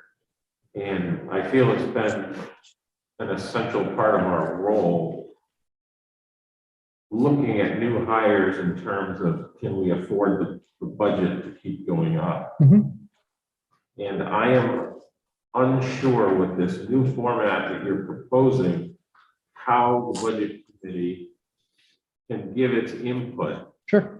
to new hires in terms of how high our budget should be allowed to increase with new hires. Yeah, and Please clarify. no, and that's the one I've been thinking about since last week is your question. And I actually talked about it with Jim and Andrea this morning. And I think it's not going to go away, but what I'm asking for is this year to let me really, the number that's presenting, it's me reevaluating, and I know I use paper as the simple example, but we're still auditing what we've been doing and how we've been doing it. So let's say I'm able to find, let's just try and throw scenarios out there. Let's say 3 teachers retire, we're able to hire at a lower rate because they're less experienced, okay? So that savings of, let's say $150,000 would go to fund balance. That savings might now become the position of a curriculum coordinator. That's just, I'm just saying within this year. But next year, I can use that as an example and more to Ken's thing. For the next school year, we're paying for a 5th grade teacher out of ESSER. That's what we decided. We decided that we're going to allocate ESSER towards that 5th grade teacher. So at the end of, when I come to you next year, I might or might not be saying that would be an increase in our budget, and here's the discussion piece. So really, it's still me doing my job of re-auditing, reallocating funds. That's not going to go away. If I'm coming back for an increase, I'm going to be asking or telling you why, and you'll have your input. I think we're just in that year of me shifting the practice to where I'm nothing that I'm asking for other than the positions we spoke about was making the full-time student service at the high school, full-time special ed support staff. Those were to you guys, understanding why that was an increase. But for this year, there's no other positional discussions that would increase anything. It would all be found within what I have. But moving forward, that stuff will still come forward. So if you wanted to hire a facilities director, you would lay it out in your budget and then present it to us next year prior to the summer? If the money that was already in that department wasn't able to be reallocated to do whatever it needed to do. Does that make sense? I'm still trying to audit. I've only been here 6 months. So and I had to present a budget the first 3 months in. So I'm asking for that year to let me reallocate, reevaluate to where maybe the money could be better spent here than it was there. I'm not trying to pin you down this year, I realize. No, I'm just, I'm talking about future, how I can anticipate. yeah. And it'd be in this time. And actually it'd be in October when I go to my board saying, hey, here's what I'm looking for, you know, those types of things. So it's real. I think we're in that ugly year of, I've talked about it with this board. You guys asked all those questions initially. My board said, we still want you to look at what you have before you ask for more. They've continually driven me back to what do you have, use what you have, reuse what you need to do before you come and ask for more. Okay. I think both you and the school board is to commend the budget process this year. Thank you. Thank you.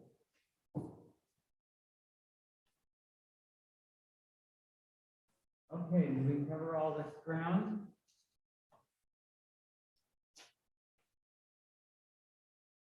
I think we did. That's it? I think so. All right. We're gonna go on, we are gonna do some public comment. Okay. First, we want to see Don, if there was an update on precinct. I don't remember, you said the precinct board hasn't voted on the budget. I found $1 error on the side of the ledger and corrected that. It's the only thing. Can't get anything by.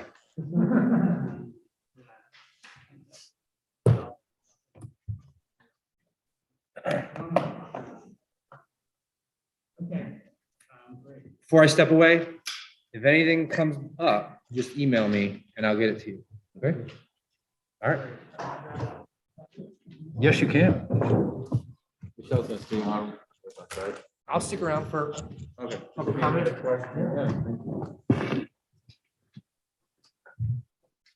Okay, thank you, Norm. One more thing. Yes. The binders, if you do want to return them, feel free to. Right. I fobbed 2 empty binders off on Mike tonight. That's less money I'll have to ask for next year in binders. I know. Exactly. Great, okay, so we are gonna open up a public comment session and got one member of the public here. If you're interested in speaking, step right up. If you wouldn't mind stepping up, so you can talk into the microphone, that would be great. Sure. Much appreciated. Should it sit or to stand? Either way, whatever you prefer. Lauren Clement, 86 Maple Street. I just wanted a quick clarifying question on these, the trust that we would be voting on. If I'm adding it up correctly, it looks like we're putting 425,000 out of fund balance this year for the various trusts. Is the idea with this to those to be one-time funded? Because as Krista was saying, we're looking to bring the fund balance down. So next year, we're not going to have 200,000 in fund balance to add to building repairs and trust, 25 to technology, but we're still going to need to fund that. I guess what's the difference of putting 75,000 towards food costs? Yeah, I guess I'm still struggling with this. So hold on, let's have you do one question at a time. So is that a question that you want him to respond to? Do you want to know how these trust funds are allocated with our resources from the unreserved fund balance? Not this year, next year, because obviously if we have 425,000, then it's gonna be there. Sure, so is that your question? Are these gonna be perpetual funds for next year? You can wait till next year and see where we are. So that maintenance, just the one you're looking at, the maintenance trust, Yeah, as an example, so at the end of this year, or whatever we decide to allocate, I'll use CIP as an example, somebody will be pulled from that trust, right? So then next year, we might be then asking to rebuild that fund through asking the public for more money for that. So the current balance right now is this amount right here in the trust fund. So it's existing, it's has that balance. current balance.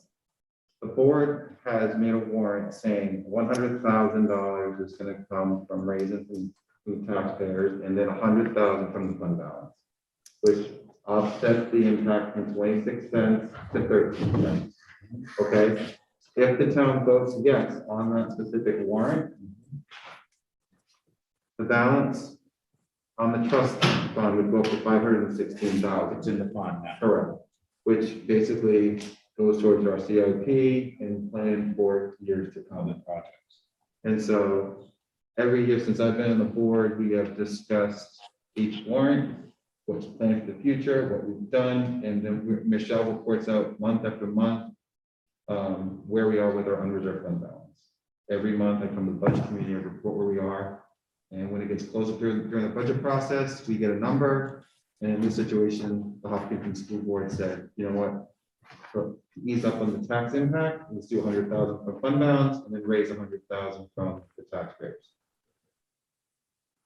I guess I understand that. I guess I just don't understand it goes back to the food where you're now taking 75, increasing the taxes. You could, in theory, you could funded Article 9 with 125,000 and then be balanced, but we're trying to get rid of that food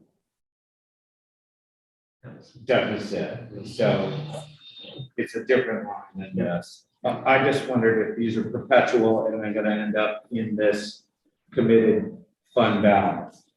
But you can't commit them if you don't have them the following year. Can I say it a different way? Oh, please. Because I think the town is a really good comparison, because the town also has a bunch of other funds, for example, the capital reserve fund, which we vote on every year, and that is being raised from taxes. The difference is with the school, because there is such a large unreserved fund balance, we can put that in instead of raising from taxes. But the end goal is in a couple of years, there won't be that fund balance. So yes, in the next several years, the goal is to transition out of moving from fund balance. Instead, every year to be voted on and raised by taxes. But for now, because that money exists, we can vote to just take it out of the fund and put it into but they would always exist.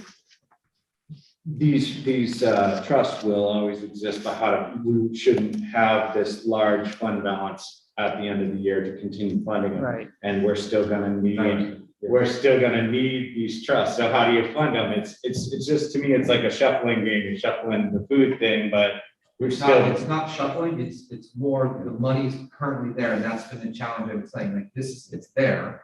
So let's move it into the spots it should be. Eventually, the goal is for it not to be there. And then when those come down to zero, or whenever they get down to a lower number, as Thomas said, we'll have to go to the taxpayers and say, would you like to rebalance this out, raise and appropriate it, and to bring that balance and back? that'll come out of the tax. So if we have a little under their fund balance, and it's not going to those trusts, no longer be a full 200,000 maybe instead of using some of the fund balance. I see. If we didn't put this article though and fully funded school, the lunch, say 150,000 and didn't do an article, then that still doesn't get us out of that perpetual food fund. Are you saying use the unreserved fund balance to fund the 150 deficit that we're talking about? Yeah, because that's how we were doing it in that first Correct, place. and we're trying to get away from So relying on that that. doesn't That's not resolve that. We're doing this in the trust fund and this is a one-shot deal. I just want to understand how I'm voting. Might not be quite a one-shot deal, but I think it's gonna be a. Perpetual, it's gonna but be- if this is a one. Yeah, Well, this next amount. year it might be the same question Right. until we start transitioning away from I need to start saying excessive fund balance, because there's always gonna be Right. a balance, but it's the higher number excessive is that we're trying to. You're treating food, the cost for the food program as a real budget line item, like all the other items above it. And it's the only one that's that way, right? Pardon? That's it. It's the only one that's that way that we need to get I'm off trying this to get budget. that abnormality into a normal situation. That's why I asked Michelle, are there any other transfers before we report out of fund balance? And it's no, it's the only transfer the board does is to food service. So we're trying to eliminate. Our superintendent of schools has only been in the job for 6 months. And he's reviewing a budget and creating a new budget. And budgeting a new budget practice that's not been implemented in the school district. I'm not questioning it. I was looking for clarity. Yeah. No, Okay. I'm just saying Uh, my statement. It's not a question, it's a statement. It's true. Cool. Other questions No, or comments? I think that was, yeah. I guess I did have one other question on this one form. There's a blank column with restricted fund balance. Is there ever a balance of some sort or anything that goes in that column? There must be a reason there's a place there. It's a Michelle question. That's like a covenant. If we had any legal and we had to reserve money because of a legal lawsuit that we would have, that's where that would go. It's very rare that a school district would have that. Thank you. Thanks, Michelle. Thanks, Great, thank you very much. Do any of the members of the public who are zooming in, if you want to make any comments or questions, raise your hand on Zoom. I would just say thank you for the work that they've done and the way it's been laid out. It's been very clear, and I appreciate all the work that's been put into it. Awesome, Deb. Okay, so we're gonna close. We're gonna compliment just one more time. I just want to, it's Michelle. Everyone needs to know that it's Michelle. Hey, Michelle. No, it's a team. Thank you, Mike, but no, it's a team. Well, thank you, Michelle. 90-20 equals a team. But no, bad math. Well, it's also Mike too. Yeah. You're coming in here to a budget committee for the first time. You've not done this before in the profession, so. It only get better. Off to a good start.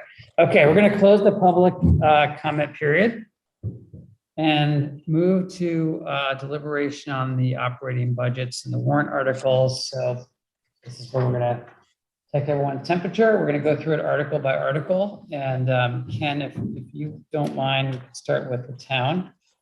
We're gonna have to take a roll call vote on each one.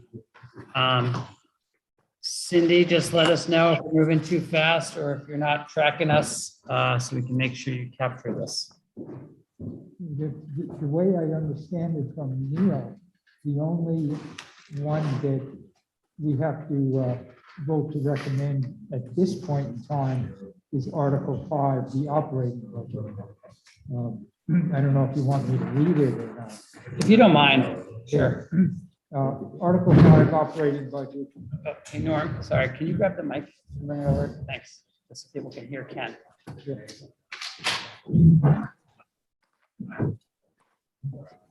Thanks. We have so many members of the public who are zooming in. They need to hear. Elsie and Anna, gotta hear. So Article 5, the operating budget, to see if the town will vote to raise and appropriate the budget committee recommended sum of $8,283,514 for general municipal operations. This article does not include appropriations contained in special or individual articles addressed separately. Okay, so Ken is moving this. Yes. Someone like to second it? Donna, second. Is there any further discussion on the town's Article 5 operating budget? Just a clarification again, if I could. Yes, go ahead, Debbie. Okay, on the operating budget, it was difficult to hear at the very beginning. If, let's say, Article 4 did not pass, that does not affect the operating budget. The door was slamming and I missed the first part of your If Article question. 4 did not pass, would that affect the operating budget in Article 5? No. Okay, Oh, Good, Debbie? thank you. Okay, great. So I'm gonna ask for your vote. I'm gonna go around. Thomas, Thomas, yes. Norm, Norm Poopel, yes. Ken, yes. Steve, Yes. Rich, Don, Yes. Krista? Yes. Debbie, Yes, Jonathan, Yes. and Mark is a yes.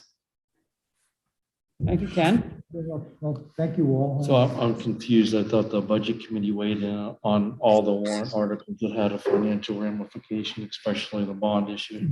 They do after the next session. Okay. Right, so after the public It's a hearing, matter of and that time. same night, actually, we will vote on all of them. Yeah, But if there's ever, nothing can change after the next one, right? So like if we wanted to recommend a change to be presented, now is the time. now is the time to do that. Yeah. So let me, before we move off of the town, then, let me just ask if folks have, if you have things that you want to bring up on any of the other articles for the town that Ken should know of before the public Yeah, hearing. and that's why I asked for, questions on everything 2 hours ago. And, the one thing that may or may not change is in Article 7, the $1 item. That may be dropped, but Right. that's, at this point, that's the only possible change that I envision. And if Article 4 does not achieve the 3/5 level required to pass it, does the town have a backup plan for like putting some temporary plastic over the roof or something? That's what Neil has to find out from municipal association or our attorneys, is if we could still use the $600,000 of ARPA funds anyway. So with that, I can't answer your question. So, but the goal would be to try to still use the ARPA funds. It's just not. If we legally can on the bond, yes. But we certainly hope that the bond passes, and we haven't heard any indication from any major parties that won't.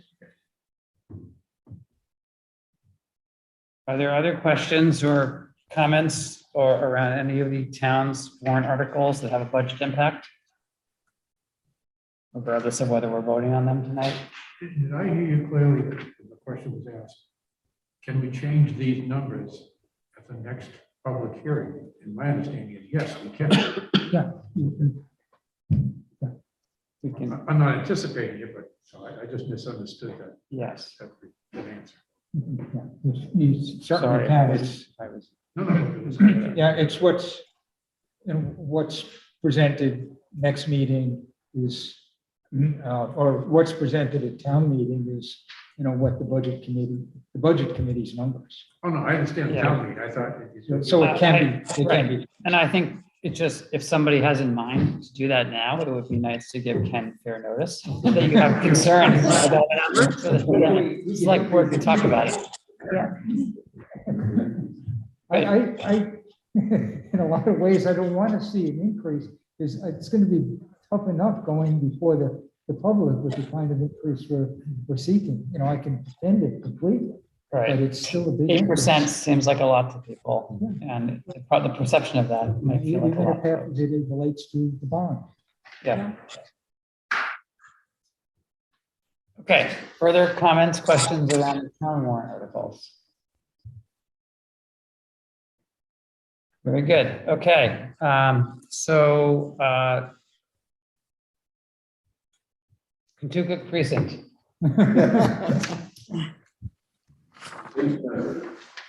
Oh, no, the big spenders are the Hopkinton. they reduced their budget. I thought we were gonna go through all at once, but I guess we just have to do the one that we just did. I don't know what you want to do with the precinct. You want to, you can obviously discuss it, but you want to vote on any one of these or all of them. I don't have it in front of me, Don, so, oh, yes, I do. I move we accept it as written.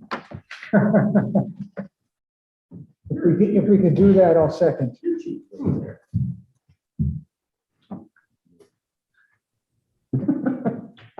We probably only have to do Article 7.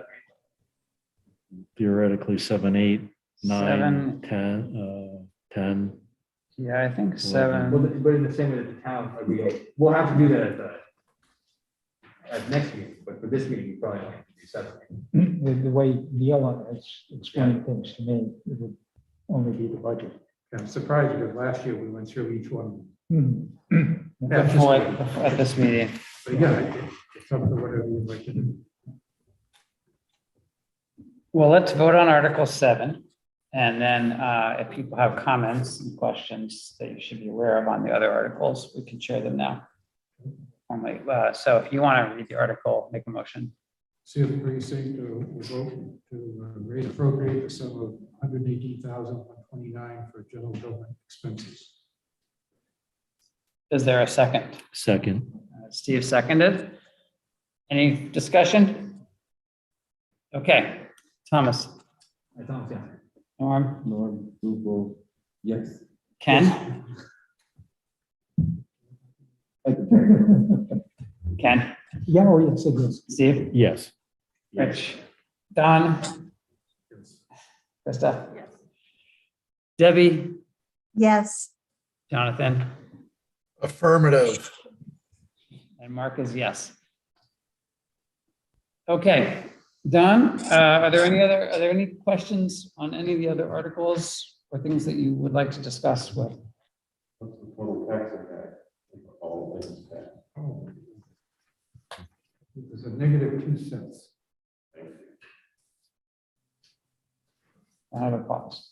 Pardon? Round of applause. Okay, Hopkinton precinct, Thomas. I'd like to move to see if the precinct will vote to raise a sum of $26,661 for general expenses in the precinct to be offset by $8,598 in assigned fund balance with $18,063 to come from taxation. Second, Second. Steve seconds. Questions for Thomas?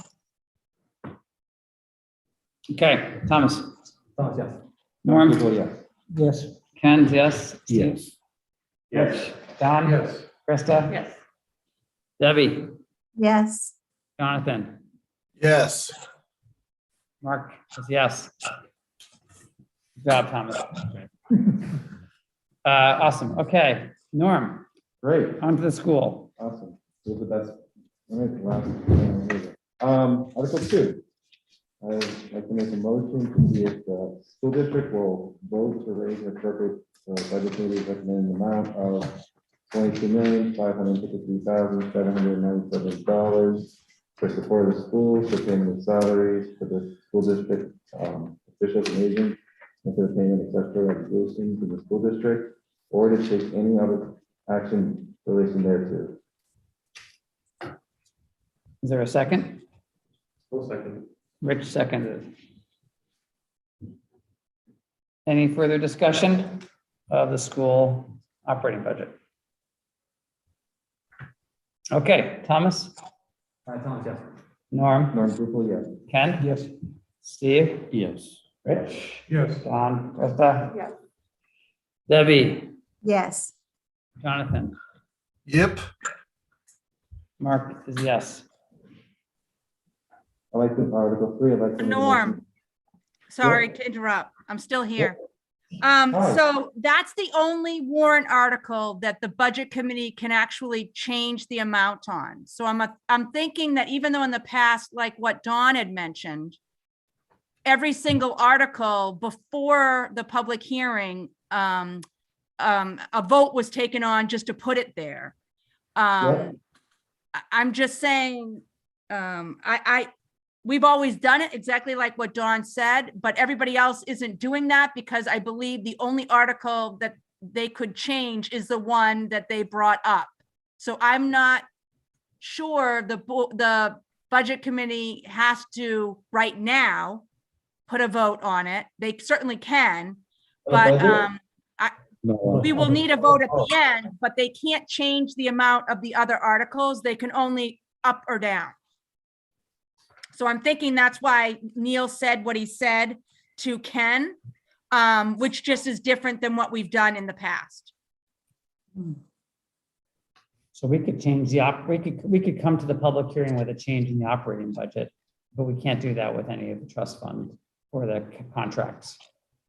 Exactly. So is that technically what we're voting on now is what we're going to bring to discuss next week or next time?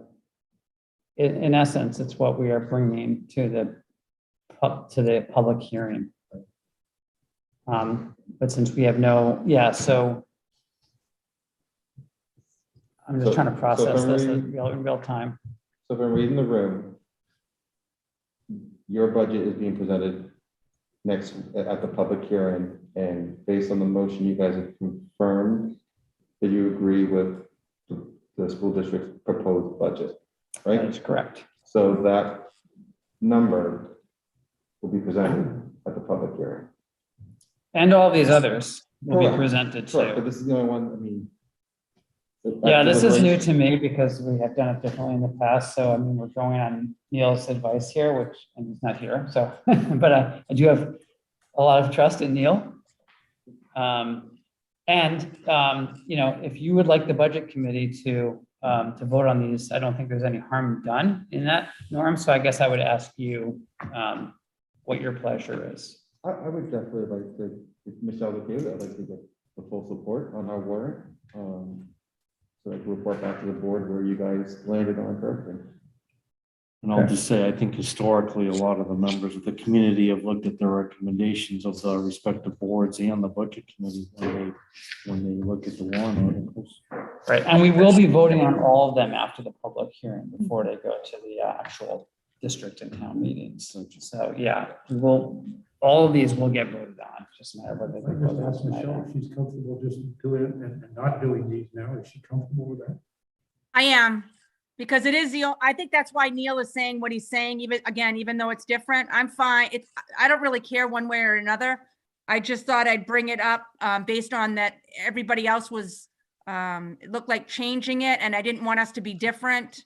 And we certainly can't change the other numbers, and I'm fine with that because it is going to the public hearing for you guys to deliberate after the public hearing. Michelle, are you saying everybody else, other school districts or? Sorry, like the town didn't do all their articles, and then you, Dawn, just did your main operating, right? You have some other articles that you didn't bring up either? Yes. Yeah, so that's what I was just talking about. Sorry.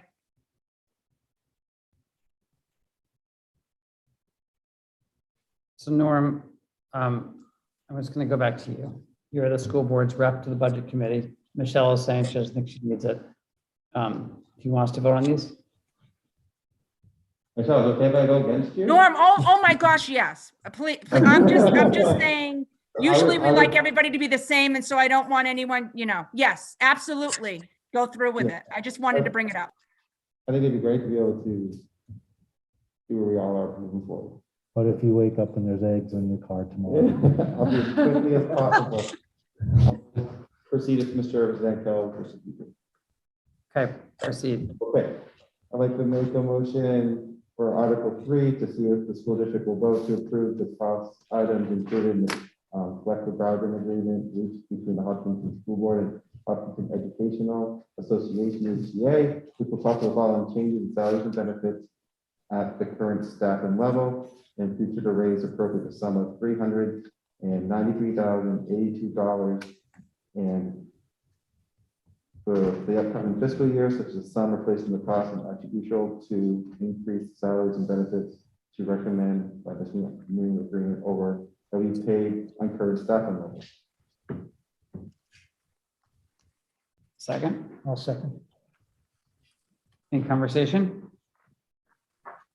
Okay, Thomas, Thomas, yes. Norm, Norm Gupel, yes. Ken, Yes. Steve, Yes. Rich, Yes. John, Krista, Yes. Debbie, Yes, Jonathan, Yes. Mark is yes. How about a little enthusiasm there, Colin? I'll have it at the next meeting. Article 5, I'd like to make a motion to the budget committee to see if the school district will vote to approve and possibly include the collective bargain agreement reached between the Hopkinton School Board and the Hopkinton Educational Support Association, HES, which calls for the following changes in salaries and benefits at the current staffing level. In the future to raise appropriate sum of $122,889 for the upcoming fiscal year, such as sum represented in the cost attributable to the increased salaries and benefits required by the new agreement over those that have been paid in the current staffing levels. Second, Thomas seconded. Thomas, Thomas, yes. Norm, Norm Gupel, yes. Ken, Yes. Steve, Yes. Rich, Yes. John, Krista, Yes. Debbie, yes, Jonathan, Yes. Mark is yes. I'd like to make a motion to the budget committee to see if the school district will will vote to raise the appropriate $200,000 to be added to the school district maintenance repair fund, trust fund, established on March 6, 1993, and renamed on March 9, 2019. School district meeting and authorized up to $100,000 for the year end designated fund balance and surplus available on June 30th, 2022, for the purpose of the balance amount of $100,000 to come from general taxation or to take any other action in relation thereto. Second, Second. yeah, okay, Neil seconded. Discussion? Okay, vote, Thomas, Thomas, yes. Norm, Norm Gupel, yes. Ken, Yes. Steve, Yes. Rich, Yes. John, Yes. Krista, Yes. Debbie, yes, Jonathan, Yep. Mark is yes. Awesome.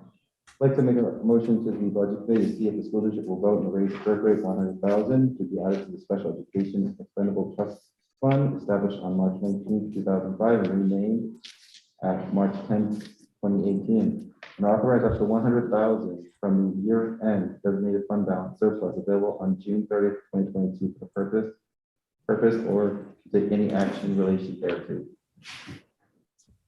Second, I'll second. yes, Steve seconds. Discussion? Okay, Thomas, Thomas, yes. Norm, Norm Gupel, yes. Ken, Yes. Steve, Yes. Rich, Don, Yes. Krista, Yes. yes, Jonathan. Yes. Mark is yes. All right. I'd like to make a motion to the budget committee to see if the school district will vote to establish a benefit expendable trust per RSA 198:20-C5 for the purpose of covering benefit expenses and are above there's budgeted raise an approximate $200,000 to be placed in the fund and authorize the school board to transfer up to $200,000 from the year undesignated fund balance surplus available on June 30th, 2022, further to name the school board as agent expended from the fund or to take any action in relation thereto. Second? Krista, second. Discussion? Okay, Thomas, Norm, yes. Ken, Steve, Yes. Yes. Karen, Krista, Debbie, Yes, Jonathan, Yes. Mark, yes. Okay, Last one. the Jonathan one, Article 10. I'd like to make a motion to the budget committee to see if the school district will vote to raise and appropriate $25,000 to be added to the Technology Expendable Trust Fund established on March 2021, and to authorize up to $25,000 from the year-end and designated fund balance surplus available on June 30th, 2022 for that purpose. Second. yes, Debbie gets it. Get in there, Debbie, for a second. All right. Okay, Thomas. Yes. Norm, Yes. Ken. Yes. Steve. Yes. Rich. Don. Krista. Debbie. yes. Jonathan. Yes. Mark. Yes. Okay. Wonderful. Thank you, Norm. So don't leave yet. Rich, you asked, or we had some questions for Neil about the public hearing. Michelle, you definitely do not need to hang on, although you're welcome to. I was just gonna put in the chat, good night, everyone. Good night, Michelle. Thank you, Michelle. Take care. Thank you. So I asked Neil where we should have this hearing, what safety protocols we would be bound by, and what time it is. So typically it's done at 6 o'clock. So stick with that unless anybody has a strong preference. He said that he felt he recommended that we have the public hearing here. I think his impression was we're not going to have a high turnout because there's a pandemic going on. We're not going to have a high in-person turnout, and it is easier and works better to do a hybrid meeting here. It's possible in the auditorium, but a little harder technologically just because of the space. And so for those who want to join remotely, this space lends itself better. The other option was, I think this lesser center dining room, he said was another option if we preferred that for one reason or another. And then if we have the meeting here, there would be the town's mask mandate for masks in town buildings would apply. So, What is the seating capacity here? I mean, it's been arranged differently in the past for like when they did a cannon night or something. yeah, I mean, I think the question is, what's the seating capacity with social distancing, or what's the seating capacity without? I don't know. distancing? You're thinking that that's all you're gonna have at a public meeting. Turn these tables this way, that would be. How many people do you normally have? You know, it's really ranged from, maybe a dozen to we had quite a few, 1 or 2 years when things were a little bit more contentious around the budgets. Mhm. Jonathan. Yeah, I guess I would just make the point as we consider this, that we should think about the possibility that not only would members of the town be more likely to be watching remotely, but given the sort of spread that's going on right now, it's entirely possible that members of the committee may have to participate remotely. And so I do think that should be considered, that, this is doing it where you guys are is likely going to be much more effective if any one of you has to watch remotely and participate in the meeting remotely. Mark, you would be taking public comment via, like we are right now, if someone was to call in for the hearing. Yep. Okay. Yeah, we would take Okay. public comment from both in person and.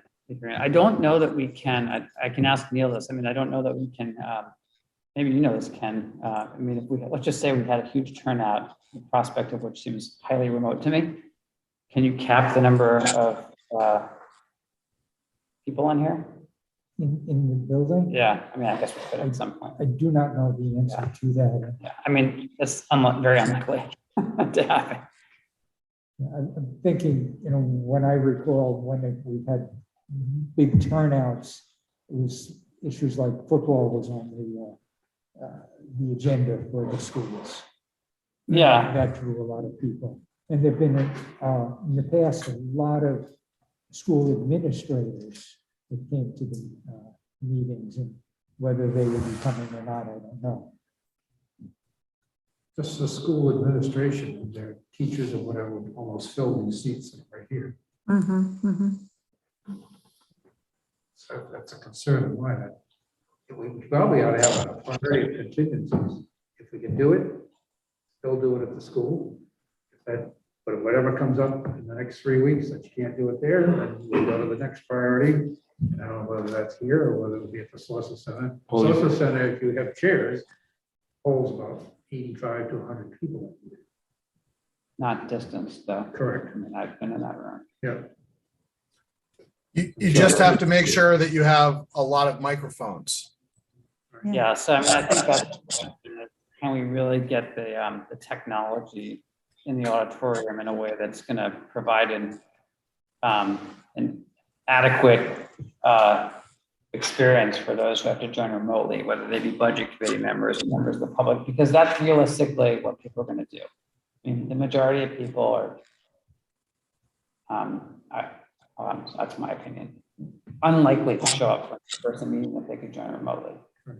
Because if you had social distancing here, you'd probably have, what, 10 people? You can't have a whole lot, yeah. You I mean, can you move those Yeah, things? it's I think you can get a few more. You can or get like- more than that. We'll probably get 20 people. Yeah, We, even distance. we probably had at least 20 at our select board meeting last night. And we didn't have to add any more benches or anything to that. They were students, the civics class. Do we have the option of just doing it remote? No, The state would have to sanction that. we're not allowed for our public hearings, and we have to have a quorum of us in person to actually hold the hearing.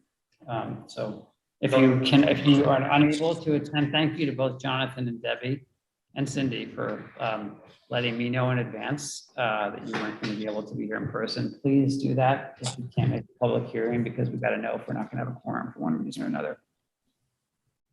How do we sign the documents at the end? Do we have people come into the town hall? I think we would just, do that. Yeah. Okay. Yeah. So, I mean, further thoughts on location, hearing some different preferences, it's understandable. I'm going to keep this with the committee for a second, and then. I guess my preference is here. Yeah, I would second that too. I think based on the output of people coming to this and more people being remote, feeling safe, and honestly, the quality of this is important. I don't know how they heard us tonight. If they can share that, that'd be really important to know. Well, I think they'll be able to hear us if we're in the auditorium, as long as we have a setup with a speakerphone and mics, because the space that we have in the auditorium as the budget committee it's sort of similar. We're in a U-shaped set of tables. So as long as we have a conference phone, but I don't actually know if you can have a conference phone and We two mics had, in the auditorium. when we had the joint meeting between the school board and the select board, we had it in the auditorium. And Norm, I believe you had to call in. Yeah, it was because the reception wasn't any good. Yeah, it was bad. I couldn't hear anybody. But I think we're talking about capacity and safety. I mean, my question for the budget committee is: we had it at the school district. Do we implement our own procedures for guidance of safety? Right here, we have that with a mask mandate. My question for the budget committee is: if we went to the school district, do we delegate our meeting for? Well, you have a mask mandate in school buildings right now, don't you? Teachers and students. Okay, so we would have to figure that. I don't know that we actually have the authority at the budget committee to have a mask mandate. I'd have to ask Neil that question. Yeah, well, it's not that, we won't have a moderator though, for this No, meeting. I thought you were. it's good. Oh, for that one. Yeah. Okay, further thoughts. So I've got a few preferences for here. I've heard at least one, which for me, I'm not sure. I want to make sure. Okay, and Don, you have a preference? Oh, okay, whatever you want. Krista, preference? I would prefer here, I think. Okay. I would prefer there too. Sir. I just did Maple Street School where the school board meetings where it'd be a better option, audio, definitely where people can hear the Zoom. They just figured out different stuff there. It's a larger space than here. Yeah, I can certainly ask that. But let me ask the budget committee again. Do you have desire for us to look at Maple Street? No, No. no. All right. So we're gonna plan on being here then, and I will ask Neil if they can clear some of the space out and line up the benches just to give a little bit more spacing in case we do get a bunch of people. And I mean, my guess is we can, I can ask Mike Flynn, but I think he's gonna have the fewest number of people who can show up here for this meeting because they can join remotely as well and participate remotely if they need to. So I'll follow up with them on that. Okay, the last item I had is we have to submit I haven't been given a deadline yet. I'm sure there is a deadline and I just don't know what it is. But we have to submit a budget committee report to the town for the town annual report. And I'm looking for a volunteer who might be willing to prepare that. I think Rich did it last year. Thank you, Rich. If you're willing to do it again. Not really, though. Or if somebody else would like to, I gotta do one for the, no, but I mean, I think it's nice to rotate it around. You have a template to go off of. Good. There's a bunch that you can cut and paste, but it's nice to highlight a few of the things the budget committee spent time on this year. What's the date? I'm gonna have to add that.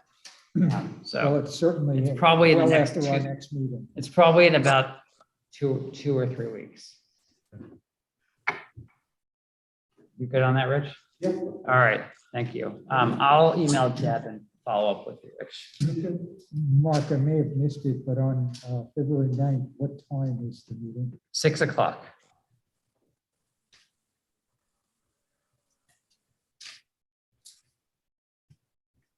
Is there any other business tonight? Yeah. You know, one thing, Go ahead. I will email you guys our strategic plan survey that has been released to the community. So you guys can take a peek, and I appreciate you guys filling it out and sending it back. That was great. Thank you all. Thanks, Norm. I just have a quick question about the air conditioner study. I didn't want to bring it up. The air conditioner, we spent $5,000 on it. Yeah, so there's a full report on that. That came back. Oh, Yep, and there's 3 levels of cost analysis based on that has been reported to the board with values. So we did pay for that, and they came back with a report on what it would cost to do this over at the high school. So we have that. So we want to plan for the future with that. We'd have the budget for that or put it in our CIP. okay. Where can I find it? I will send it over to you. Thanks. Yeah. You're the best ever. Yeah. Any other business? Okay, can we have a motion to adjourn? Ken moves. Don, seconded, I think. Okay, Thomas. Yeah. Norm, Young people, yeah. Ken. Yes. Steve, Yes. Rich. Don, Yes. Krista, Yes. Debbie, Yes. Jonathan, Yep. Mark, yes. Thank you all. Thank you, Cindy. Thank you. Thank you. Yes.